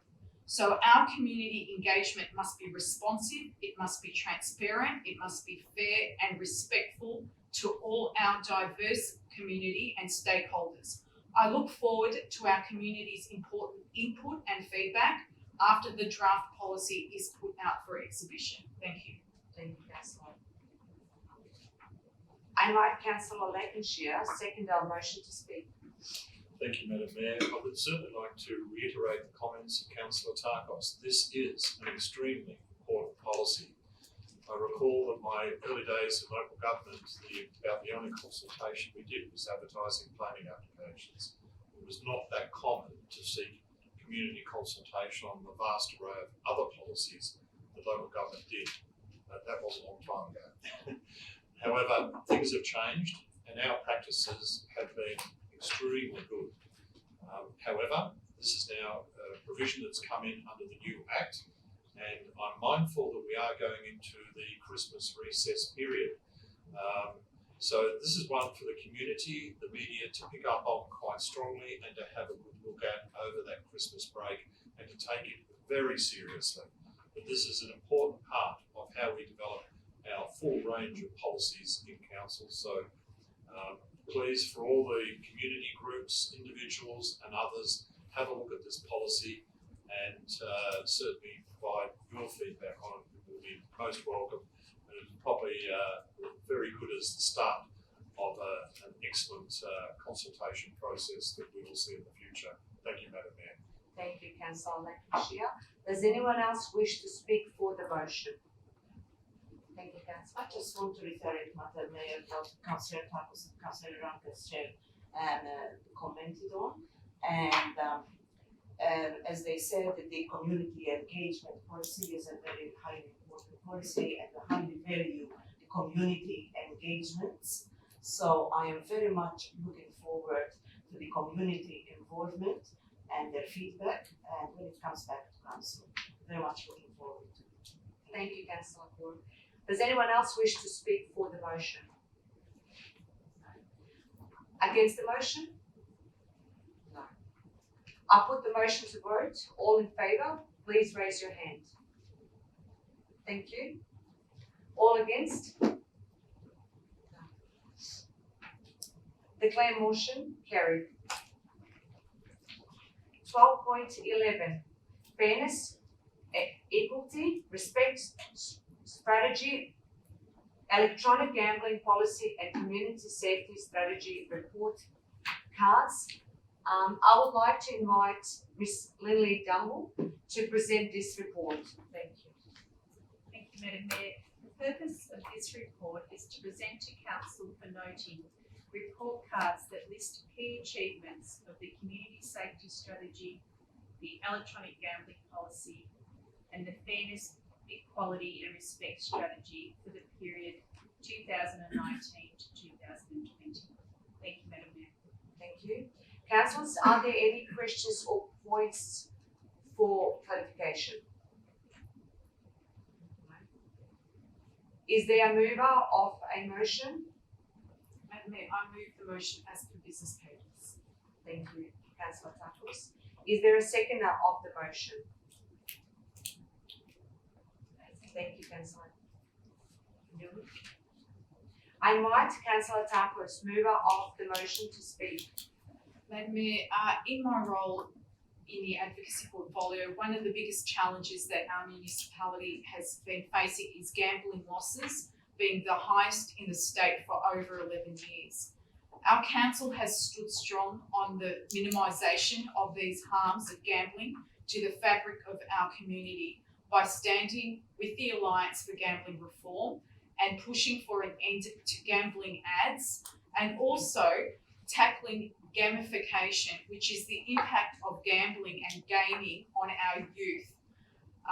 We have submitted a motion at MAV conference to reduce the harm of AGMs, including reducing operating hours and maximum bets as well, and submitted motions to NGAV, National General Assembly of Local Government, to introduce regulation of a limit at the convergence of video gaming and gambling, and reducing children's exposure to gambling ads on radio and television, because we believe that this is a conduit to promoting gambling later on.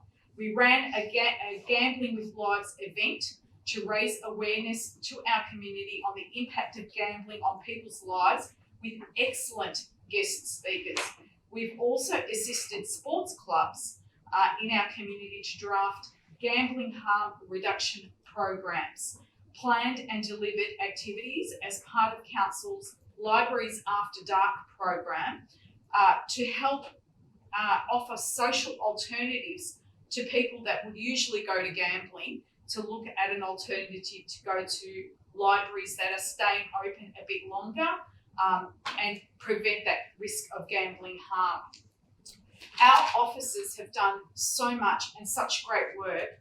However, we have got still a lot of important work to do to continue to push for reform in helping minimising the harms of gambling to our community. And often in the most disadvantaged pockets of Brimbank is where you will find the highest numbers of EGMs or electronic gambling machines are located. It is imperative that we continue advocacy in this important area to prevent gambling harm. Thank you. Thank you, Councillor Douglas. I invite Councillor Newman, second of motion, to speak. Thank you. Does anyone else wish to speak for the motion? Thank you, Councillor. Thank you, Madam Mayor. I do recall, I certainly support the words of Councillor Tarkos, and I do recall that Councillor Tarkos had put a notice of motion up relating to electronic gambling in terms of the internet, and which was quite a seminal step. The industry, I thought at that time, was not taking that issue seriously enough. Obviously, Councillor Tarkos didn't consider the industry was taking that issue seriously enough, and it was something that could occur literally at home and in silence. And I think that was certainly very difficult to monitor, and so thank Councillor Tarkos for initiatives in those areas. That while gambling is clearly a problem, it is where it is occurring hidden that can even be worse. So thank you, Madam Mayor. Thank you, Councillor Lancashire. Does anyone else wish to speak for the motion? No. Against the motion? No. I put the motion to vote. All in favour, please raise your hand. Thank you. Against? No. Declare motion carried. Thank you. 12.12 Sports Facility Development Plan 2018 and Community Service Infrastructure Plan 2018 to 2038 Report Card and Brimbank Physical Activity Strategy Report Card. I would like to invite Director Ms. Lindley Gell to present this report. Thank you, Madam Mayor.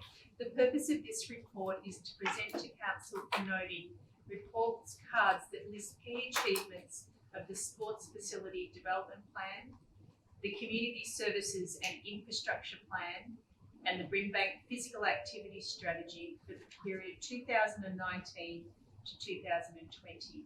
Thank you. Thank you. Councillors, are there any questions or points of clarification? Is there a mover of a motion? Councillor Moore? I'll move the motion as the business papers. Thank you. Is there a seconder of the motion? Thank you, Councillor Lancashire. I invite Councillor Borg, mover of the motion, to speak. Thank you, Madam Mayor. Well, these are very important report cards with the sports facilities development plan and community services infrastructure plan. I would like to make some highlights that have been of some of the achievements that have been done throughout the year. Indoor sports feasibility study, which was adopted, and this addresses current and future indoor course needs for the Brimbank community. JP Parson Community Vision and Site Plan, Bengali Northern Precinct, women's participation in sport and active recreation in Melbourne West, identification of 2 Brimbank schools to explore joint user agreements, the News and Orders Sports Club, and the list goes on and on. It's certainly a great pleasure to see such achievements and such highlights throughout this time. So congratulations once again to everyone involved. Thank you. Thank you, Councillor Borg. I invite Councillor Lancashire, seconder of the motion, to speak. Thank you, Madam Mayor. I certainly support the words of Councillor Borg, and would like to say that when we started as councils at the beginning of last term, councillors were taken on a tour of the many recreational facilities through this municipality, and some of them we found, particularly women's change rooms, lacking, toilets blocked, and a degree of neglect in many areas. I think I can say that the council took it upon themselves to chart a new course and to redirect resources into fixing these problems, which are so important for the health and well-being of our children, their sporting grounds and facilities. And the report card certainly does show a great achievement that's been going on and a lot of promise for the future. I think it does very much justify the return of councillors to Brimbank in what they've achieved in the vast contribution that runs to millions of dollars in all those upgrades. So, and the work of the staff in following through on all those policies to get those changes made has been excellent. So compliments to the staff, but in this case, compliments to the councillors who have done that work to get those changes made. So I would certainly recommend the report to council. Thank you, Madam Mayor. Thank you, Councillor Lancashire. Does anyone else wish to speak for the motion? Yes, Councillor. Just like to reiterate and thank those fantastic comments made by the previous councillors, but I also just want to report the tremendous sense of community pride that our children feel when they play in these new centres as compared to what they played in before. One example that I'd like to give is Errington Reserve, where for many years children felt not too proud about that particular facility and that area that was quite scary in many ways for kids to play in. But if you do go for a walk down to Errington now and see the tremendous transformation that this council undertook to turn this into a first class destination, and it's not finished yet because there's tennis courts to go in as well, but it'll be multi-use. I'd like to congratulate the previous council on the commitment, and I'm sure this council will continue to look at gaps in our community across Brimbank where we can again raise the quality, but also the pride that our community feels when kids come and play in these facilities. I think that's important to state. Thank you. Thank you, Councillor Takos. Does anyone else wish to speak for the motion? Against the motion? I'll put motion to vote. All in favour, please raise your hand. Thank you. Against? No? I declare motion carried. We're going to 12.3, Annual Community Report Cards for Library, Service Neighbourhood Houses, Creative Brimbank and Learning and Youth Job. I would like to invite Director Ms. Lily Double to present this report. Thank you. The purpose of this report is to present to Council for noting report cards that list key achievements of the library services, neighbourhood houses, created Brimbank, and learning and youth jobs for the period 2019-2020. Thank you. Thank you. Councillors, are there any questions or points of clarification? Is there a mover of a motion? Councillor Paul. I move the motion as notice inspectors. Thank you. Is there a seconder of the motion? I second the motion as per the business paper. Councillor Kerr, thank you. I invite Councillor Paul, mover of the motion, to speak. Thank you, Madam Mayor. Once again, these report cards show how council has responded highly diligently during COVID, whether it's regarding to the library services, neighbourhood houses, creative Brimbank, and learning and youth. And for example, if I may mention that there has been, with regards to learning programs and services, there has been 14,420 visits to the online learning hub, which is great to see. There was also homework and study clubs and English language programs, which are available online. Developed skills first checklist, online homework, weekly club via Zoom, with 10 families attending, and so on. As I said, there's too many to highlight, and I would like to take the opportunity to thank all the staff involved to keep these programs going and develop other programs. As we say, there was a lot of thinking outside the box, especially during this challenging time during the pandemic. I would like to commend this report to council.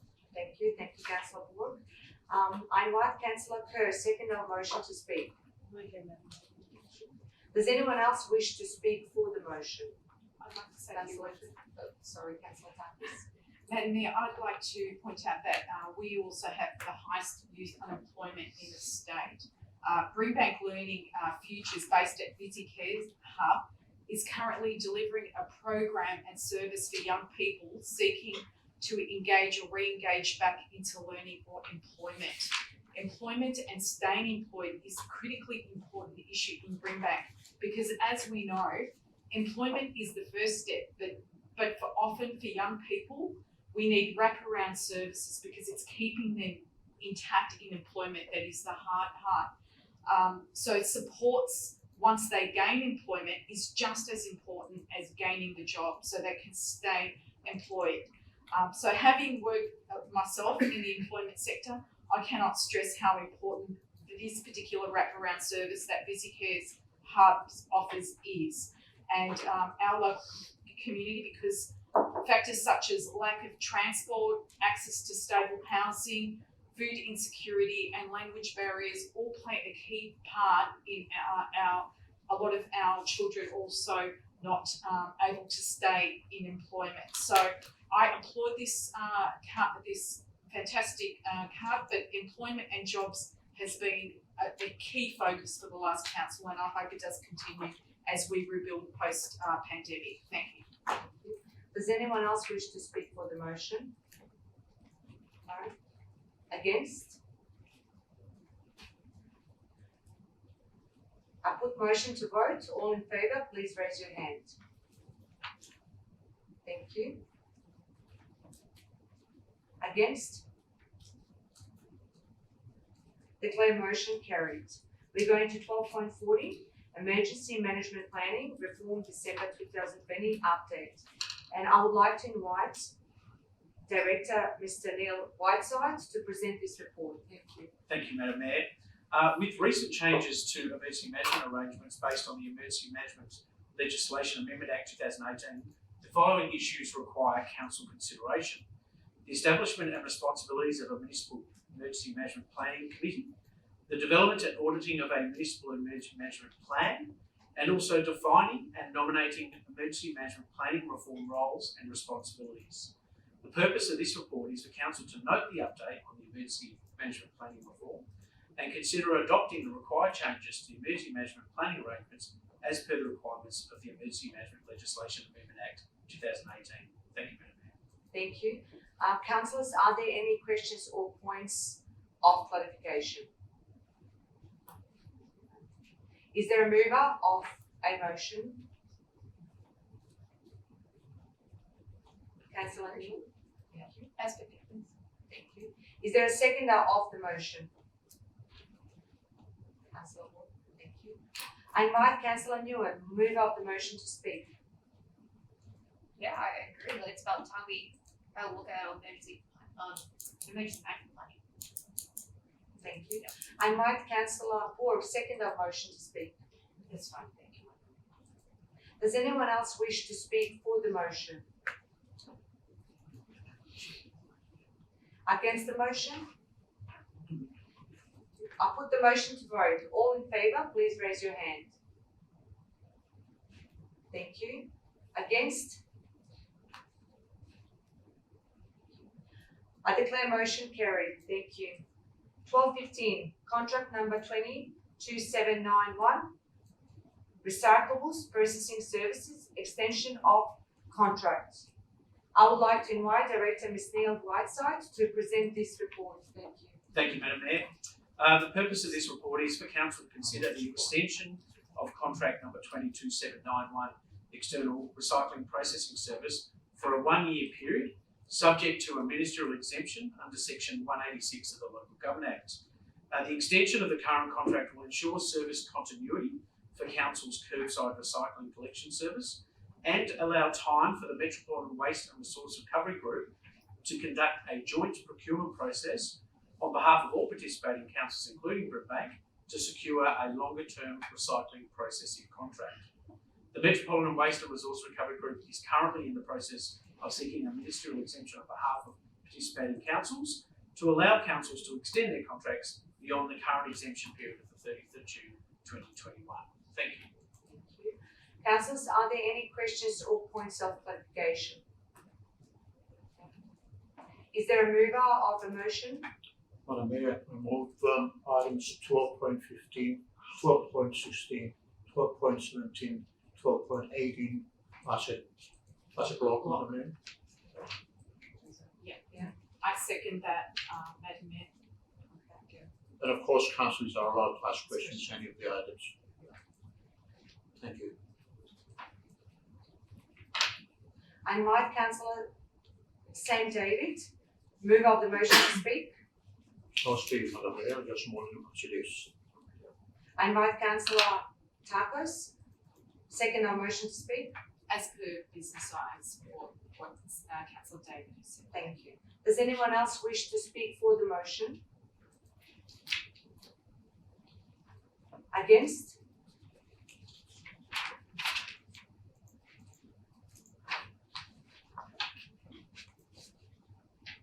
Does anyone want to question those points that Councillor David mentioned? Thank you. I put motion to vote. All in favour, please raise your hand. Thank you. Against?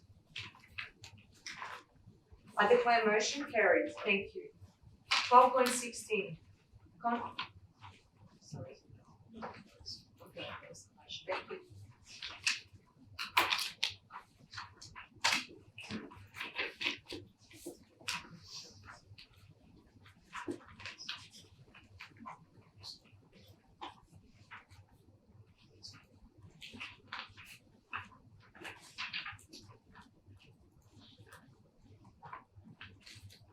Item 13, notice of motion.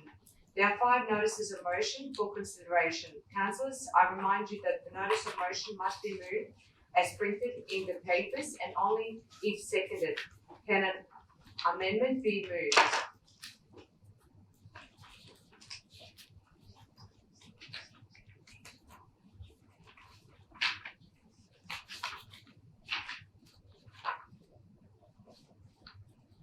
(13.1) Ongoing concerns with Borough Group Calva Landfill.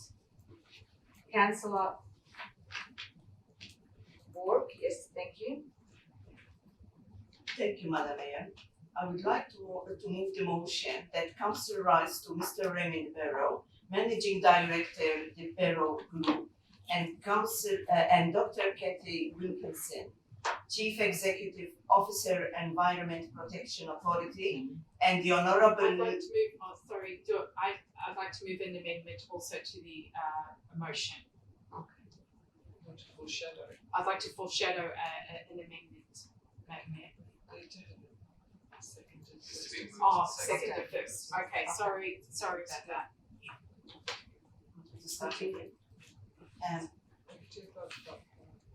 That council writes to Mr. Raymond Barrow, Managing Director, the Barrow Group, and Dr. Kathy Wilkinson, Chief Executive Officer, Environment Protection Authority, and their Honourable Lily D'Ambrioso MP, Minister for Energy, Environment and Climate Change, regarding the ongoing landfill hotspots at the Kirielba landfill. A. Highlighting ongoing community concern regarding the significant impact to the amenity and well-being of the local community and environment, and the protracted time frame to bring this matter to a conclusion. B. Requesting improved and more frequent active engagement between the Barrow Group and the impacted community, including more frequent community updates, convening an interactive online engagement forum, and independent plain language interpretation of the monitoring data in relevant community languages. And finally, to assurances that the community and the environment's health and well-being is not being detrimentally impacted by the ongoing hotspot remediation actions. Thank you. Is there a seconder of the motion? Madam Mayor. Thank you, Councillor Papali. Second. Yeah. And I'd like to foreshadow an amendment to that motion, Madam Mayor. Okay, so my amendments to the substantive motion include the additional part D.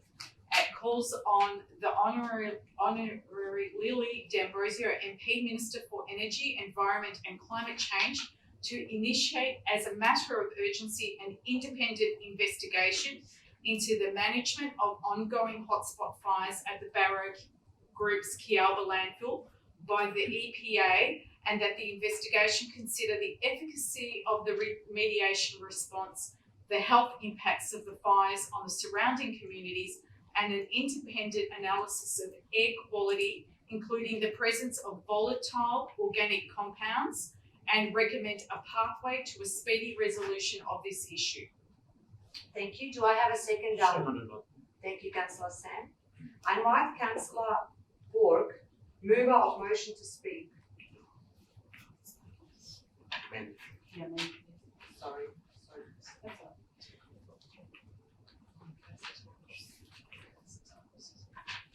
Okay.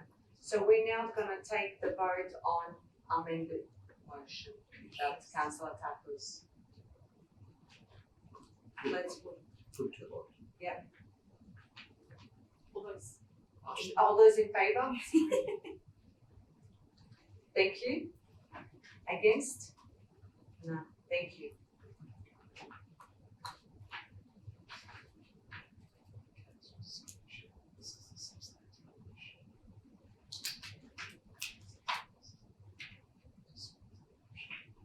Councillor Takos, can you speak to the motion, please? Okay, thank you, Madam Mayor. I'd like to say that the landfill hotspots that have been an ongoing issue for the local community for over 12 months, and we currently see no resolution in sight. The community continues to suffer and is anxious to see a speedy resolution to this blight, but has no confidence that either the EPA or the Barrow Group understand the full impact. My notice of motion my amendment calls for the community assurance that the issue is being dealt with as a matter of urgency by the Barrow Group and the environment, the EPA. Since the landfill hotspots were reported and subsequent remediation plans developed to deal with these 4 identified hotspots, as a local ward councillor, I have been in constant contact with residents and encouraging all residents to report the odours to the EPA. There have been residents reporting physical symptoms and mental distress caused by the invasive and unrelenting odours from watering eyes to respiratory conditions, worsening and inability to carry out even activities outdoors. There was a gentleman that called me who had been living in St Albans for over 30 years who has to wear a mask to sleep at night. The intensity of the odour prohibits many people from opening their windows for fresh air. Many are also unable to sleep due to the smell affecting their ability to sleep. Parents are concerned for their children's safety when playing outdoors and the impact of the volatile chemicals may be having on their developmental and future health implications. Reports that the odour is worsening with the new remediation process is causing further mental and physical distress with no end date. People are feeling hopeless and are feeling trapped without a resolution.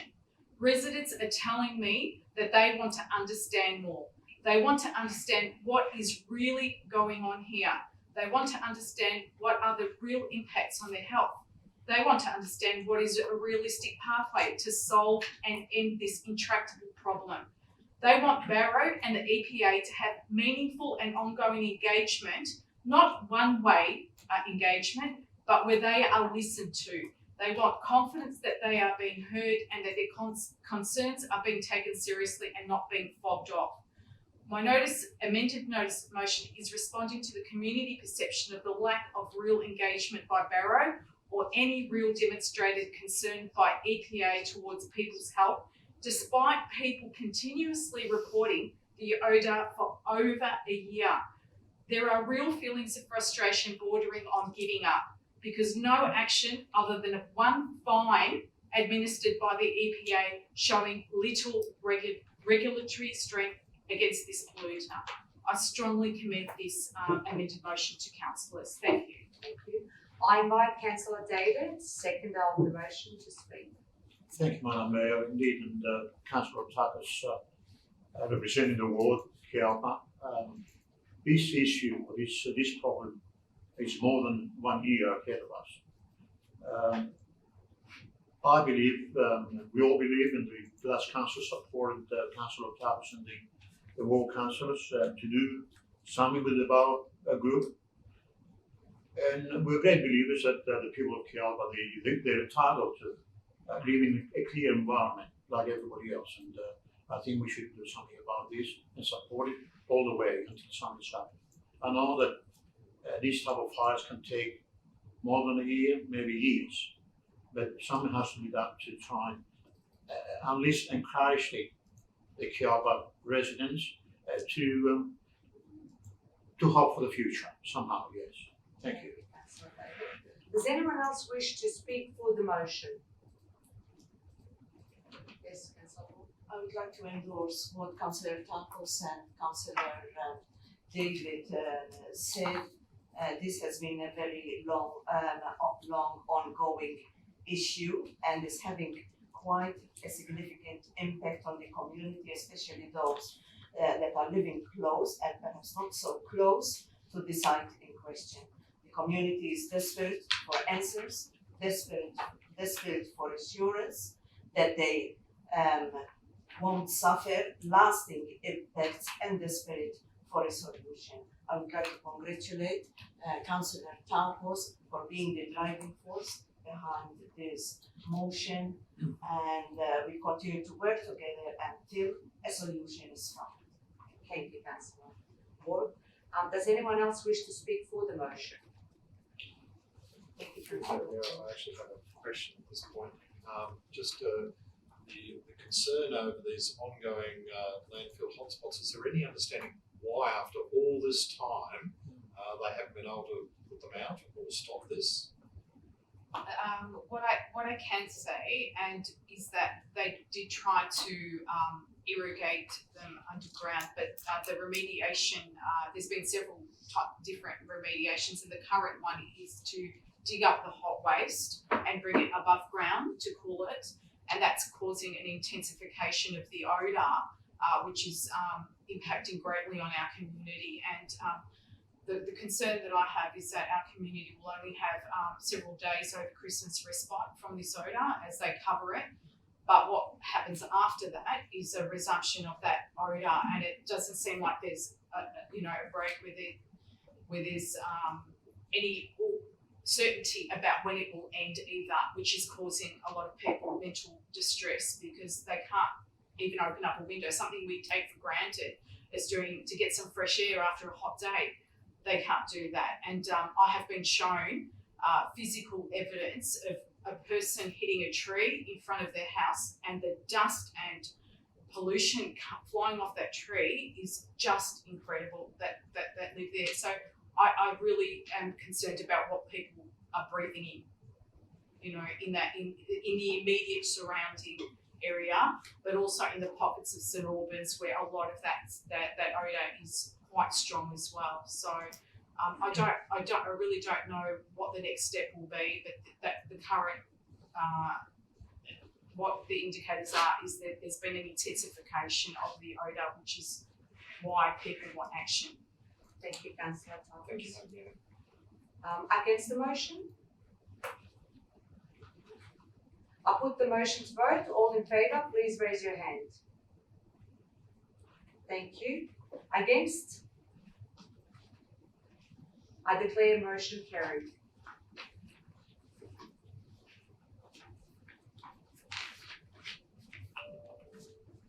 (13.2) Melbourne Airport Corporation Western Boundary Fence Alignment. Councillor Lancashire. Thank you, Madam Mayor. The motion is that Council writes to the Australia Pacific Airports Corporation Limited, Melbourne Airport, to request that if Melbourne Airport reconstructs its western boundary fence, that they consult with key stakeholders, including the City of Brimbank, the City of Hume, the Friends of Sydenham Park, Friends of Maribyrnong Valley and other local community groups, to ensure that any new fence is built in an environmentally sensitive location, improve the ecological connectivity along the Maribyrnong River Valley for Indigenous flora and fauna, protect valley vistas to ensure that any fence does not intrude on the escarpment and is out of sight from the riparian environment, are accompanied by a comprehensive weed control program undertaken by the airport for airport land to mitigate the seed burden from weeds readily spreading across each side of the river valley. Thank you, Madam Mayor. Thank you. Is there a second of the motion? Yep, I second the motion as per the business papers. Thank you, Councillor Barton. I invite Councillor Lancashire move our motion to speak. Thank you, Madam Mayor. It is understood that the federal government has acquired additional land to the west of Melbourne Airport adjoining the Maribyrnong River. This land has many problems. It hasn't been looked after for decades, and it has significant weed problems and pest infestation. Most of the airport is surrounded by a 2-metre high cyclone wire fence. One may even say topped by razor wire for security. It is anticipated that the airport would eventually extend this fence to include the additional land. This would be obvious because you can walk through the council park at Sydenham Park, cross the river and then literally up into the airport without hitting the fence. And some wayward strollers might actually do that. This land would form part of the airport and be managed by the Airports Corporation. The area currently forms part of a significant native flora and fauna river valley system. It is considered that an inappropriately located fence would be detrimental to this important ecological area. Obviously, if the airport decided to locate the fence down on its property boundary, that would be along the river, and that would be a significant restriction to the flora that might be and fauna that might progressively move through the area over time. Now, this would also be quite detrimental visually to places like Sydenham Park and the parkland around the area. This is not in accordance with our council policy. Councillors from the previous council will recall we've adopted a policy which encourages connectivity of our open space areas. A fence like this would be quite detrimental to that sort of approach. I'm well aware that this site, of course, is in the City of Hume, and that's why the recommendation involves the City of Hume. However, we do have extending our policy on connectivity. This is quite valuable that we look at this. Accordingly, it's suggested that we write to the Airports Corporation to discuss that any airport fencing be located to have regard to the riparian valley environment. It is, as I said, it's understood that this is outside our municipality. However, allowing for our kangaroos and wallabies and native animals to free range through this river valley, which for us is not only exciting, but it's a potential tourism attraction, is extremely important to us all. So I would like to recommend this notice of motion to my fellow councillors. Thank you, Madam Mayor. Thank you.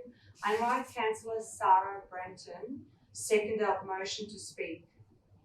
I definitely support early engagement with the Melbourne Airport to protect that wildlife corridor, because we don't have any left, and a lot of them are along the River Valley.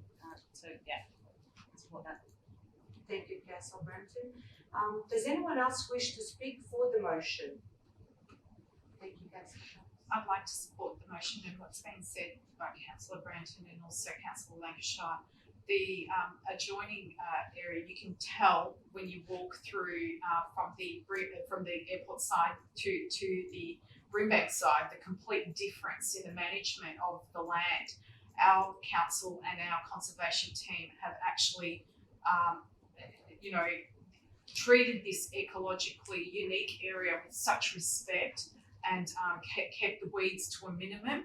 But if you look on the other side where the airport is managing it, there is proliferation of weeds, and certainly there's also been dumping through to the riparian corridor of cars. It's something that council were advocating that barrier be put as well. So I think what we're doing is just a logical extension of that, is protecting and making sure that that fence protects it, and the early engagement of the airport in this case is fundamental to ensuring that that whole area remains pristine and ecologically unique, so that when it is opened up eventually to our community very soon, hopefully, we can visit it in all its beauty. Yeah. Thank you. Thank you, Councillor. Does anyone else wish to speak for the motion? Against the motion? I put the motion to vote. All in favour, please raise your hand. Thank you. Against? I declare motion carried.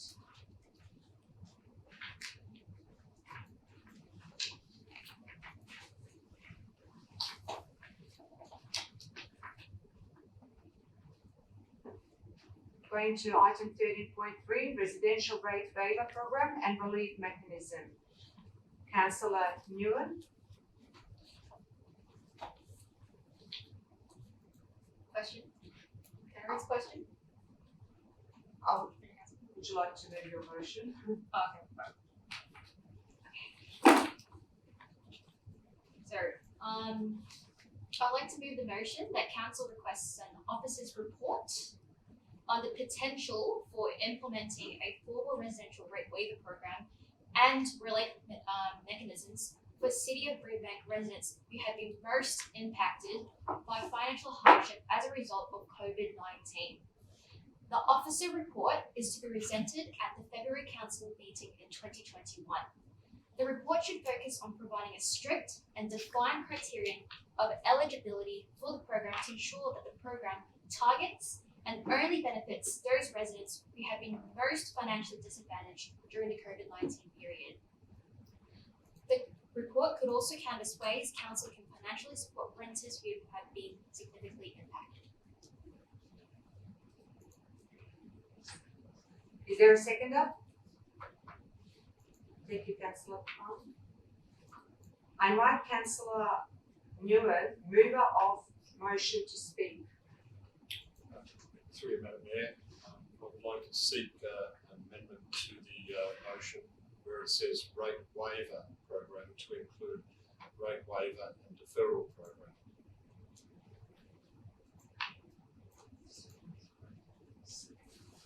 Do I have a seconder for the amendment?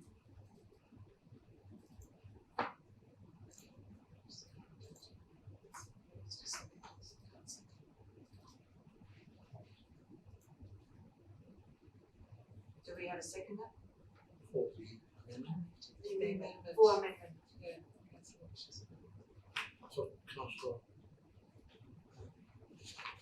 Ronnie, did you second it? Councillor, through the chair, Councillor Hardy Second motion. seconded the original notice of I motion. second the amendment, Madam Mayor. Madam Mayor, clarification. Of the motion. Through the chair, of the one that we're actually voting on currently. Do you think so? So the one that is currently before the council to vote on is the amendment, and the one, so if we could have. Please.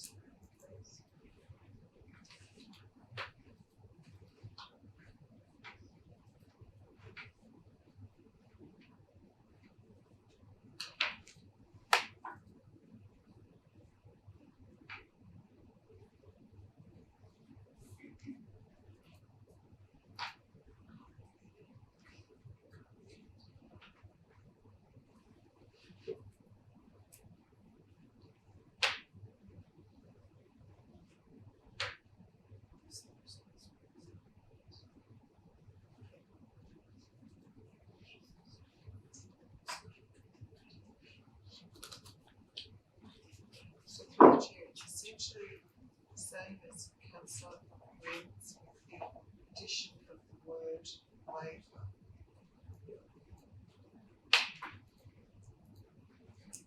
Does anyone else wish to speak for the amendment? So basically, we require council to vote on the amendment. Okay. And then invite consolidation, thinking vote. I put the amendment to vote. All in favour, raise your hands.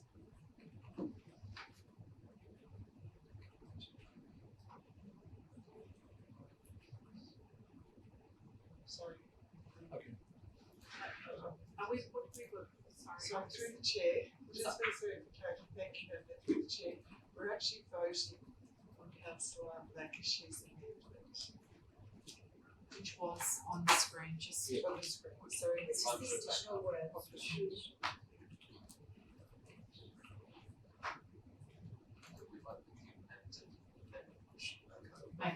So put that in the sentence, so then that will become the substantive motion for debate, and councillor will have an opportunity to speak, to vote, to speak to that and vote for that. So the amendment proposed through the chair by Councillor Lancashire includes and deferral And deferral. not include waiver.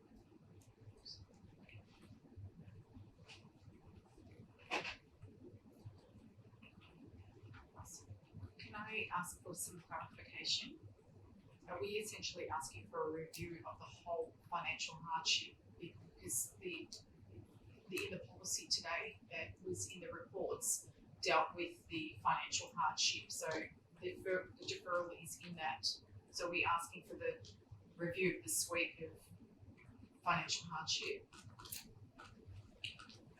Through you, Madam Mayor, responding to that question, the intent of adding the extra word is to broaden or clarify that there's a broad investigation of the matters that will come back to council as a report to ensure that we are having a wider review of those waiving, but particularly deferral mechanisms. So it is intended that it be a wider review of that review that will come back to council.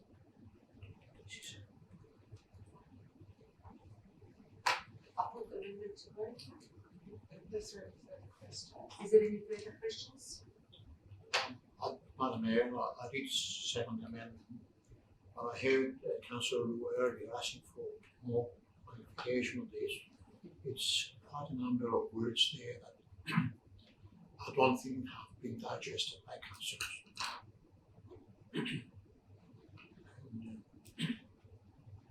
It's been promptly put on us, and I know that every councillor is allowed to come up with an notice of motion, but I think there should be enough time before the councillors to try and Councillor look into Dave, it. is this a question? That's a question. Is the question, sorry, through the chair, we're clear on the question, councillor David. Yeah. I was surprised, and the whole world was full of surprises. I was surprised when this not so motion came before us. CEO. I know we had COVID-19. People did suffer and still suffering. We as a council came up a bit earlier, with the assistance of our officers to try and help us keep shops, and for some of them they will not reopen again. And I think we've done a good job, but try to handle this harm of avenue again here. Yes, I'm a little bit. So if I suggest that we go back to the process of voting, because during that time, if the councillors, once we know we're voting on, the councillors commence debate, and then from debate make their decision. So I think if we could perhaps move back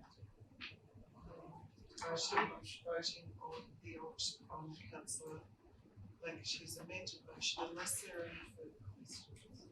Is there any further questions? Through the chair, I have a question. So, is it not correct that this amended notice of motion is looking at the COVID-19 financial policy? And is that not separate from the financial hardship policy that's already in place?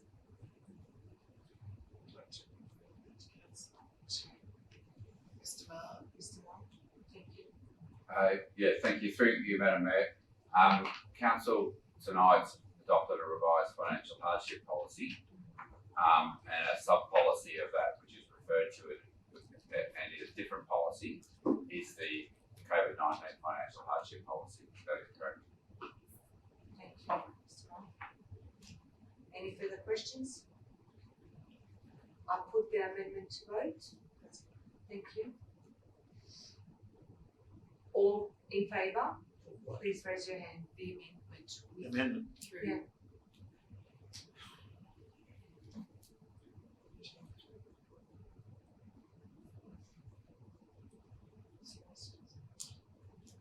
Okay.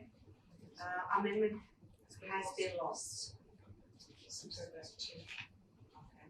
So now we're going to substantive motion. So I'll put motion to vote now.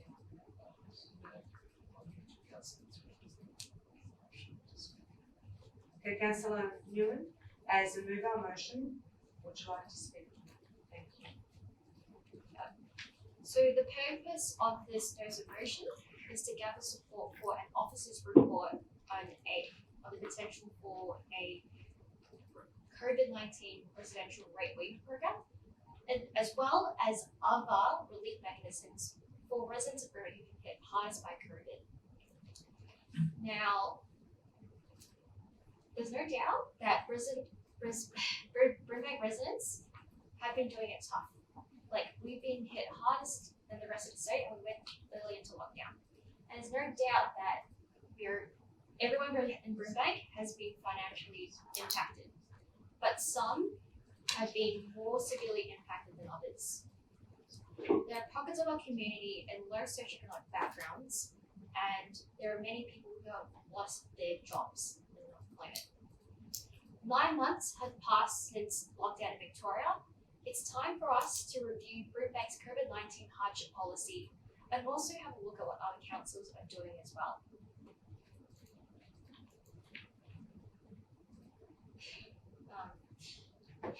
So please know, like, that this nom is not asking to implement straight away the this program is simply just asking for more information via officer report to reassess what options and financial assistance that we can provide to our residents. And just being mindful of the fact that the COVID-19 hardship policy was adopted in the previous council, but I believe it is timely for us to review what we currently have so far. And by that way, if we support this notice of motion, when February comes to the officer's report, we will then be able to, be more informed about what we can do in the future, especially in the event that the federal government decides to stop JobKeeper or JobSeeker payments, or when the banks start resuming to collect the bank debt repayments. While the job market is still in bad shape, the economy is still recovering, it just really helps to prepare ahead and have the information that we would be able to get from this report. And you may ask, okay, what impact does this have on our financial budget? Well, I'll just say this notice of motion is just to get an officer's report to answer that question for us. And just want to point out that some councillors have expressed their concern about the concept of rate waivers. Well, yes, in normal circumstances, Brimback Council does not waive rates, but this is in relation to the COVID-19 hardship policy, and it's just seeking to see the potential of what if we did have a temporary COVID-19 residential rate waiver program? What if? Just exploring it. And furthermore, we do have a commercial waiver for businesses during COVID-19. Now, if councils are so averse to waivers in general, then why don't businesses have deferral payment plans? So, and plus, this report is also asking to provide a criterion that is strict and defined to ensure that if we do have these relief mechanisms in place, that they're financially prudent, but they also target a small or number of people who actually need financial assistance. So if you do agree that there are disadvantaged parts of the community who need community relief, and acknowledge that council can in circumstances provide assistance, I would say supporting this NUM will help us get an officer's report to reassess what options we have available to help our residents in need. And many residents have expressed their need for urgent support and supported that council looks into this matter as soon as possible. Thank you, Councillor Newman. I would like to invite Councillor Papali, a seconder of the motion, to speak. Thank you, and thank you, Councillor Newman. As I also agree that in Brimbank we do have pockets of people or areas that are facing financial hardship, and I note that you are asking for an officer report on the viability of that to be considered to give us all further insights on the possibilities and also the impacts on council. So I support the motion. Thank you. Thank you, Councillor Papalia. Does anyone else wish to speak for the motion?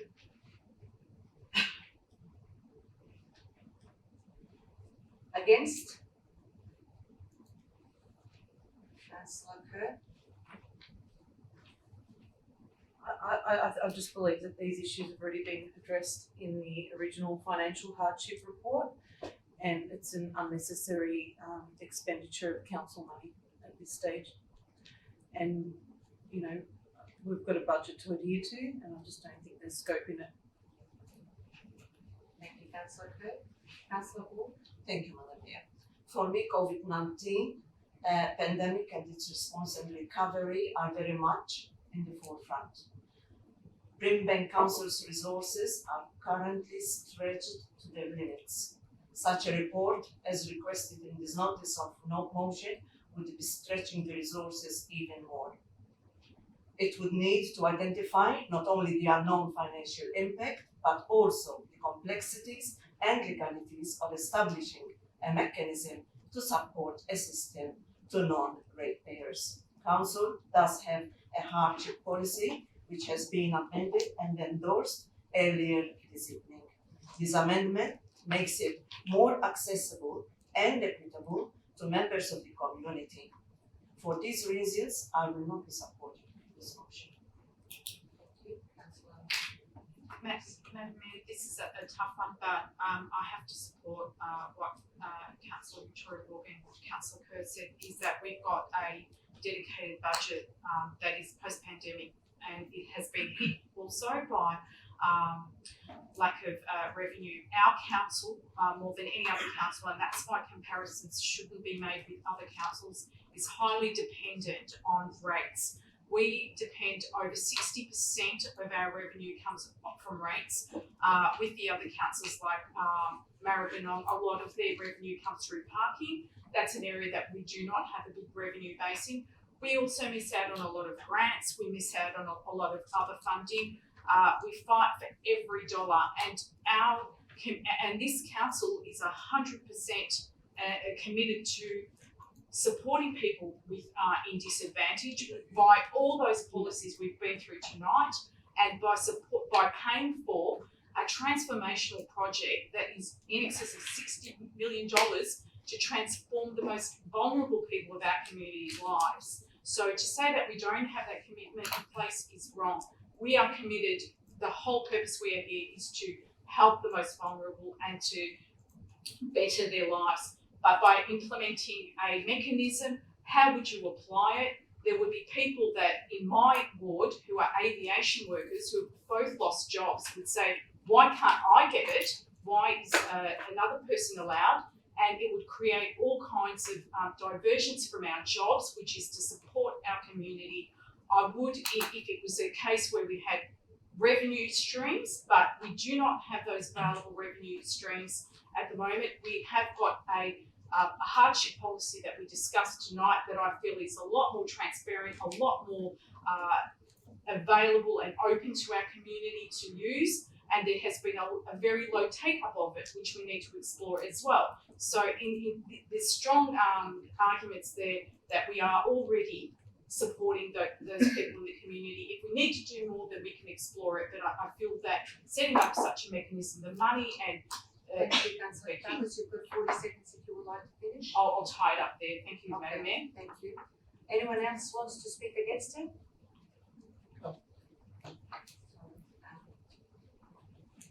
It's a for and against. I'm not sure if it's appropriate, sorry. But I support it because of looking at other relief mechanisms, but I don't think that if that rate waivers are the way to get our community out of a recession. I'm skeptical of it anyway, so I'm curious to see what the report would bring forward, but that aspect of it I'm really skeptical of. Anyone else? Yes, Councillor David. Thank you, Madam Mayor. Look, it's I think this type of issue started back in October.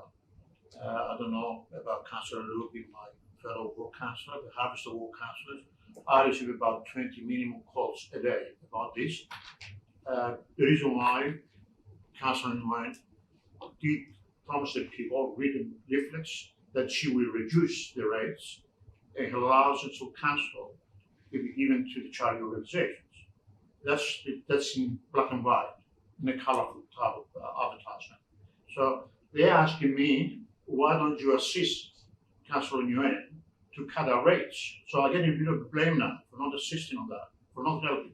Well, our council over the years, and the longest serving councillor, he's been one of the better councillors indeed, looking at disadvantaged people.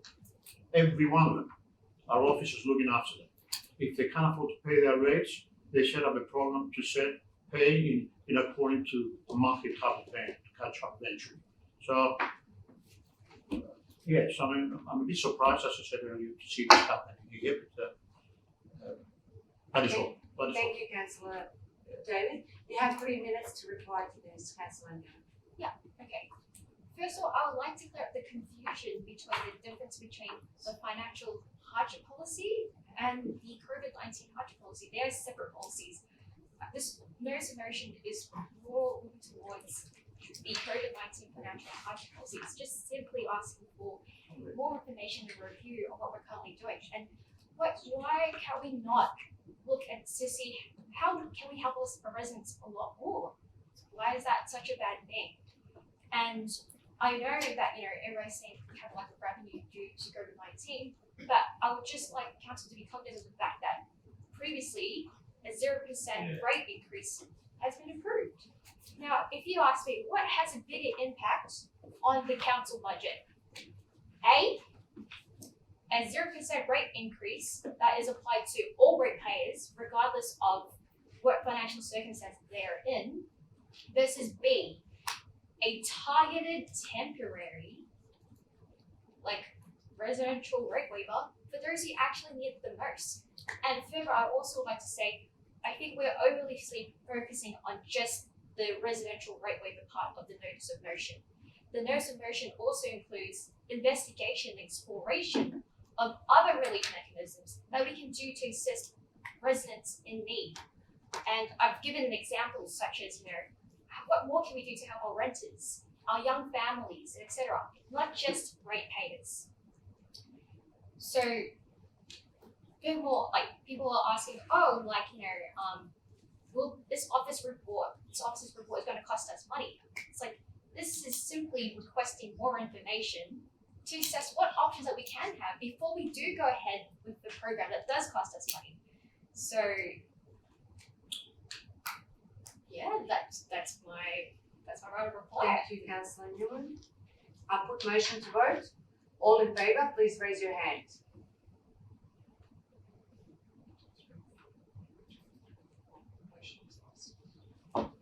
Motion is lost.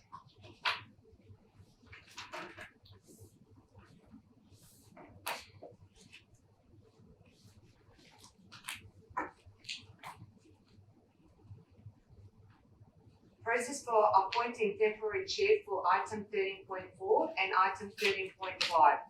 Yes, Councillors? Mayor, I wish to move the motion that the Deputy Mayor be appointed the temporary chair for the council meeting for the consideration of the items 13.4 and 13.5. Thank you, Councillor Sam.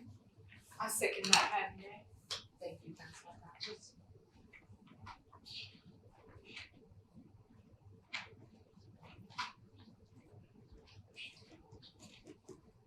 Can we put motion to the vote, please? Thank you. Motion has been carried.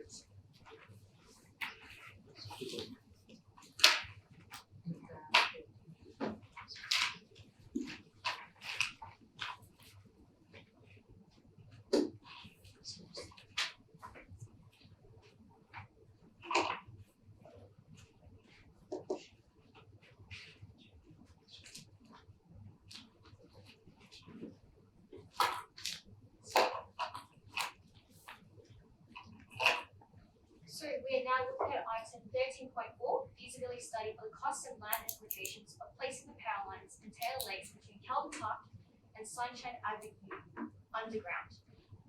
Councillors, are there any questions or points for clarification?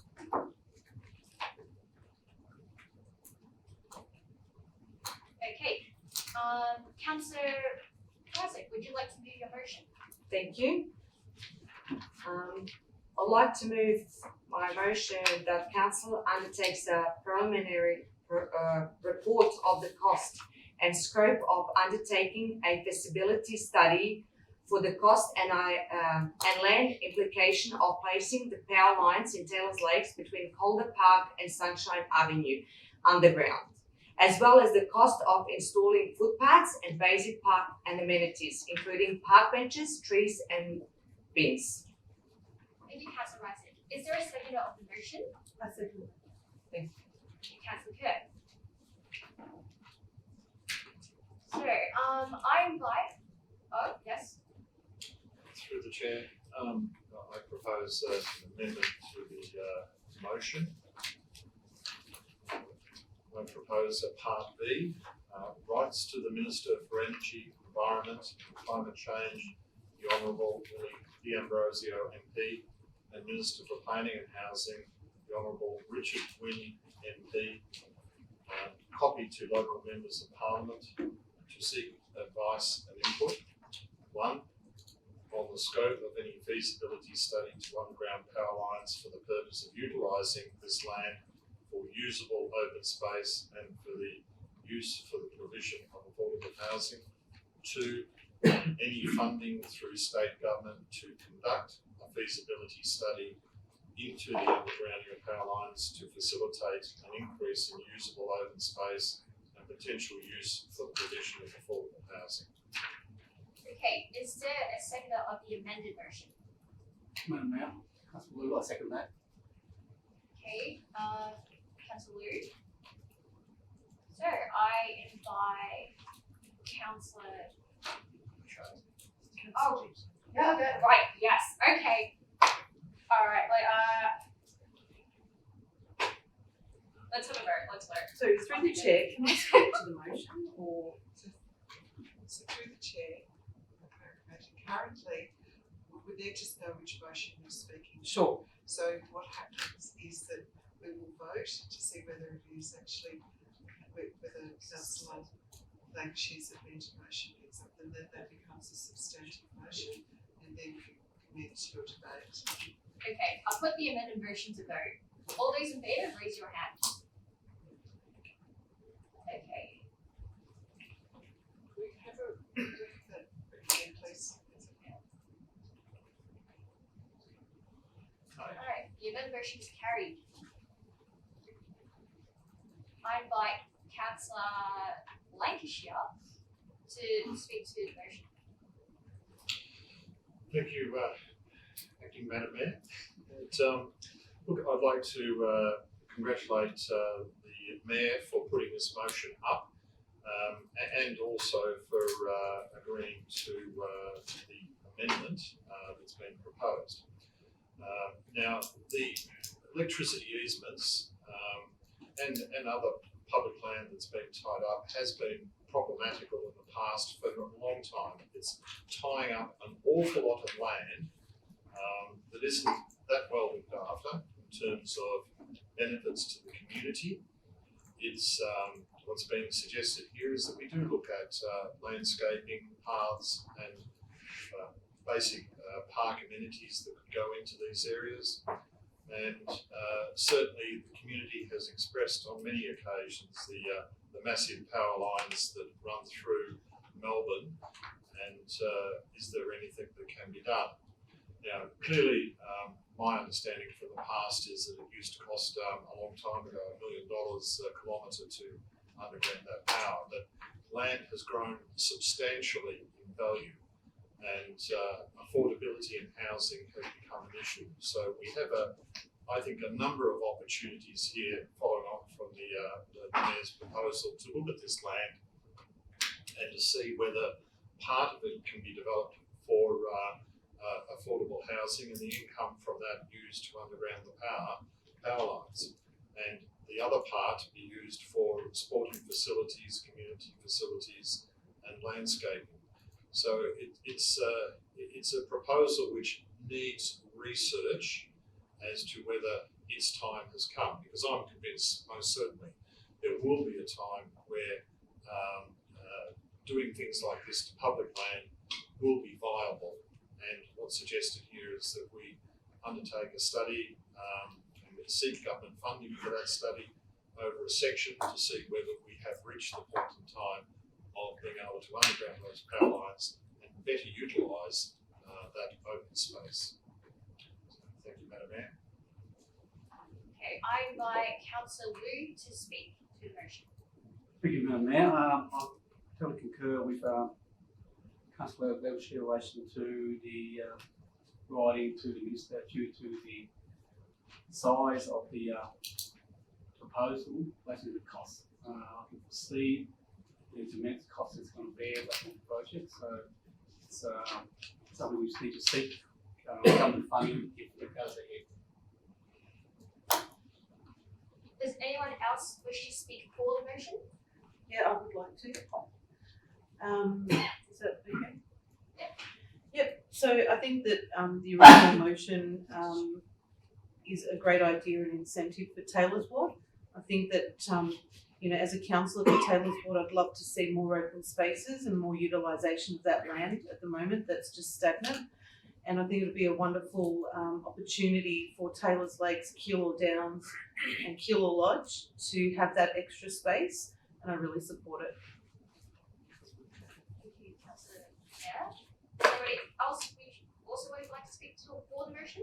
I would just like to say through the chair that I'm happy that councillors do support me, that everyone has got my vision, because in future hopefully we will have what Councillor Lancashire put through as amendment going through underground. I am willing to maybe in future fight for this, because I think it's great for community. Community needs something like that, as parks, greenery, footpaths. So thank you so much for supporting it. Okay. Thank you, Councillor Razik. Does anybody want to speak against the motion? Councillor Ward? Thank you, Madam Chair. I do have concerns about this notice of motion.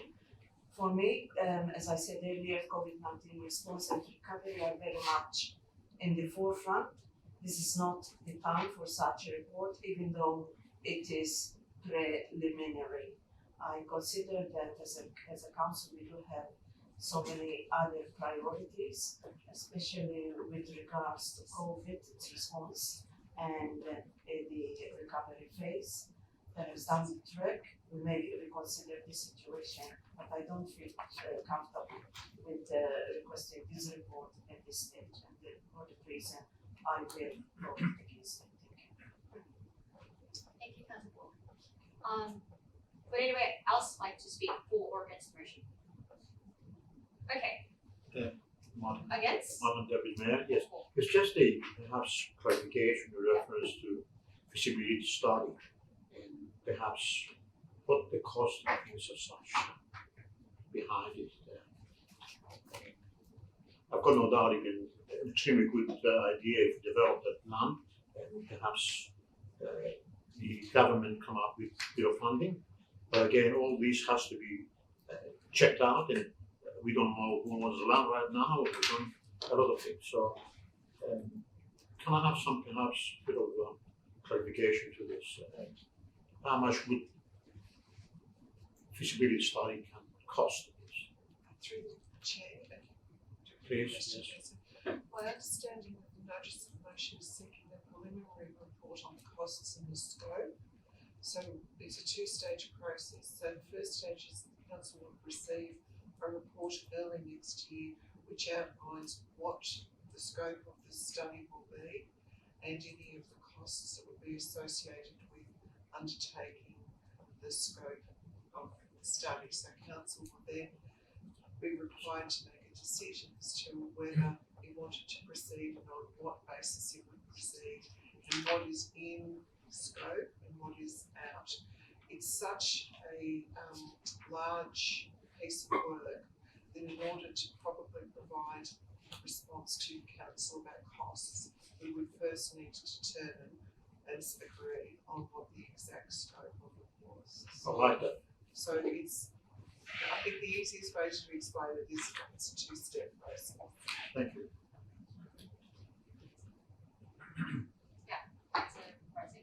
Thank you. I would like to speak and say that council undertakes a preliminary report of the cost and scope. So that's not going to cost them much, if you want a straight out answer.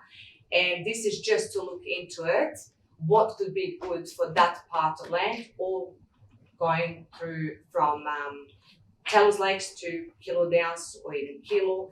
So that is the first step, and I think that is not costly for council. After that, as Bruce came up with amended, that will be something that we would ask, as he said in this report, ministers for energy, environment and climate change, and the Minister for Planning and Housing, if there's any grant, if there's anything possible for government to support this. So I ask you to look into it, or maybe you should have before, and to vote on this. I think it's a great idea for our community. Councillor Lancashire, you have a right of reply. Thank you, Madam Mayor. Yes, I certainly would like to make some comments on that. And as our CEO has pointed out, it is a multi-stage process. And as Melbourne moves towards, by the end of the century, possibly up to 10 million people, we're pushing on the boundaries. We want to make sure that we constrain development in the city. We do need to look at making the most of the land we have available. We need to look at our airspace opportunities. And this is quite a radical, if not innovative, approach put forward by the Mayor. And it occurs in places like Europe, that power lines like these are undergrounded. So the economics does stack up elsewhere. And as is being suggested here, the time will come where the economics stack up here. When I first started in planning, the big cost was the construction of the house and the lesser cost was the land. As we all now fully understand, the high cost now is the land, and in fact a lesser cost is the actual construction of the building. So we have a shortage of land, as ridiculous as it sounds.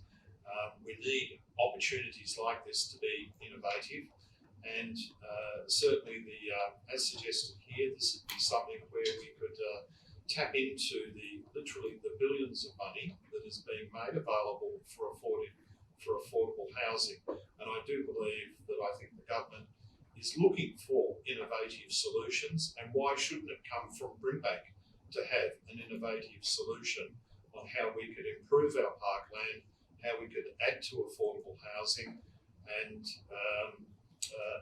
have this also possibly funded through a grant from the government to investigate this option.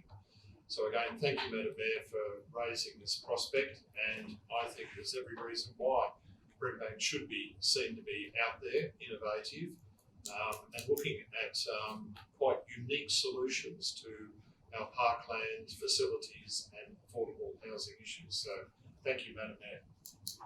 Okay, I put the motion to vote. All in favour, raise your hand. That motion carries. Councillors, under our governance rules, we have to extend our meeting after 10 p.m. Do I have a mover of a motion to extend this meeting until 10:30 p.m? Deputy Mayor, I move that we extend it by another, I think it's half an hour. Yes. Thank you, Councillor Tapos. Do I have a second for this motion? Sure. Alright, Councillor David. Put the motion to vote. All those in favour, raise your hand.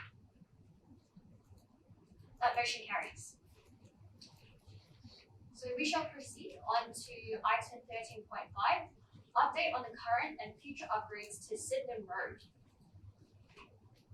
Councillors, are there any questions or points of clarification?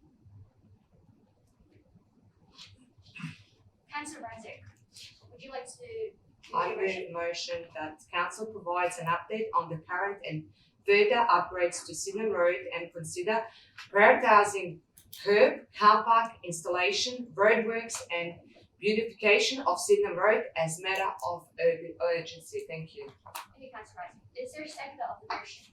Councillor Kerr. I invite Councillor Razik to give the motion to speak. I think last year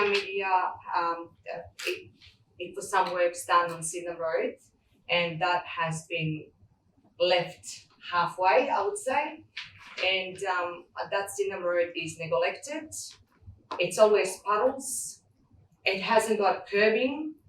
It hasn't got appropriate parking, and it is headache for every morning, afternoon, and day people that live in that area and around surrounding areas. So for all these reasons, we said before we're here for people, we're here for Brimbank Council, people that voted for us.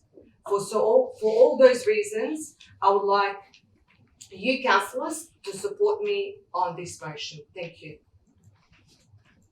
I invite Councillor Kerr to speak. having lived locally in that area for many years, I believe that road needs an urgent upgrade. But even that vicinity, it's not user friendly, and I do support the motion for the residents of Sydenham and for the users of those roads. So absolutely support it for Taylor's Wood. Does anyone else wish to speak for the motion? Until Alicia. Thank you, Madam Mayor, and acting Madam Mayor, and thank you, Madam Mayor, for raising this motion. Council has, through the Department of Infrastructure, done a lot of work in that area, and we've seen the barrier go up in Sydenham Road, which has stopped traffic and dumping, and that was achieved by the previous council. On my inspection of the road recently, I found a lot of people were riding and walking down past that barrier, taking full advantage of the opportunities of getting exercise through the area. So our work on Sydenham Road has been very successful in the past, and I would see that the northern end, north of the barrier, which again we've all inspected, or many of us have inspected that and seen the puddles and the mess that occurs on that, and so seeing that rectified as part of our works program would be a good thing. So, thank you, Madam Mayor. Thank you, Councillor Yotishia. Does anyone else wish to speak for the motion? Is there an opportunity to ask questions? Yes. Sorry, I would just like to understand if the continuation of the road is already considered in the current budget, or if it's a new request, or if it's something that needs additional funding for. Is that something? Yes, so my understanding of the motion is asking for an update on where it's currently up to, which is fine. Council officers will be able to provide that.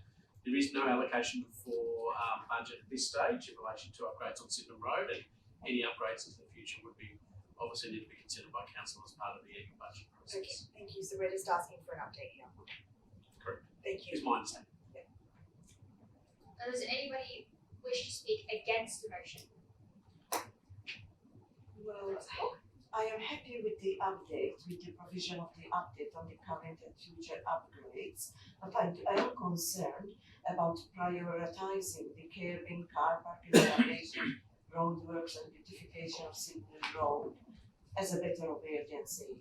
I would like to point out that there are areas in Brimback that are much worse in terms of the beautification, footpaths and park amenities. In Deer Park, for example, there are footpaths that were installed over 50 years ago and have been patched over and over again over the years. This is not limited to Deer Park. I am familiar with some areas even in North Sunshine, in West Sunshine and Snowden South. The same thing can be said about park amenities. So for me it is concerning. As I said, I'm happy with just the upgrade, but the consideration of priorities, I do have some reservations for that. Thank you. Thank you, Councillor Ball. Does anyone? Anyone else want to speak against it? Right, can I have my So, Councillor Isaac, you have the right of reply. Thank you so much. You can see how much I'm excited. I'm sorry, Councillor Board, but maybe you should come along Sydenham Road and check how that road looks like. And maybe come in the morning between 8:30 and 9:30 and see the traffic. And come as well during the day just to see puddles, rubbish, no curbing. It looks like third world country, not Sydenham Road. So I think we should look into prioritising this. And if you do have any concerns about any other road in our municipality, maybe next time you should propose as well as I did this time. Thank you so much. Okay, I put the motion to vote. All in favour, please raise your hand.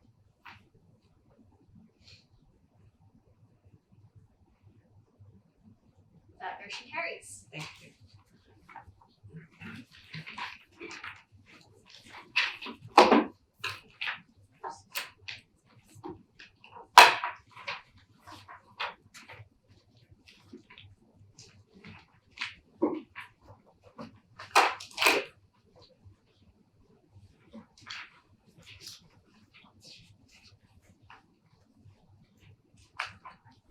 Okay, we're going to item 14, notice of motion, rescission. There are no rescission motion this evening. Item 15, urgent businesses. CEO, is there any urgent businesses? Thank you. Item 16, confidential businesses. There are 3 items of confidential businesses this evening. May I have a mover of a motion to close the meeting in accordance with section 66(2)(a) of the Local Government Act 2020 to members of the public for the consideration of reports 16.1, 16.3, which have been designated confidential. I move the motion. Thank you, Councillor Kerr. Do I have a seconder? Thank you, Councillor Hampshire.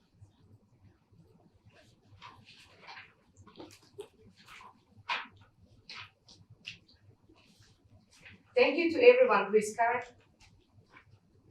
Sorry. I put motion to vote. All in favour, please raise your hand.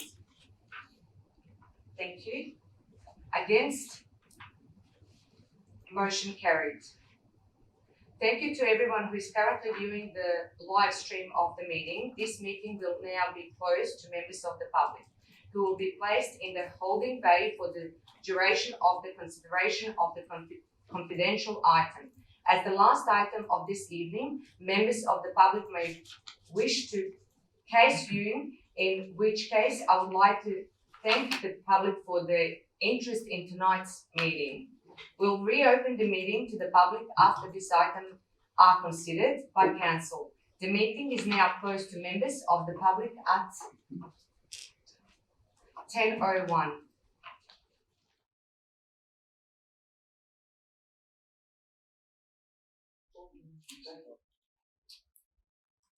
I thank you again for your patience. I declare this meeting reopened at 10:37.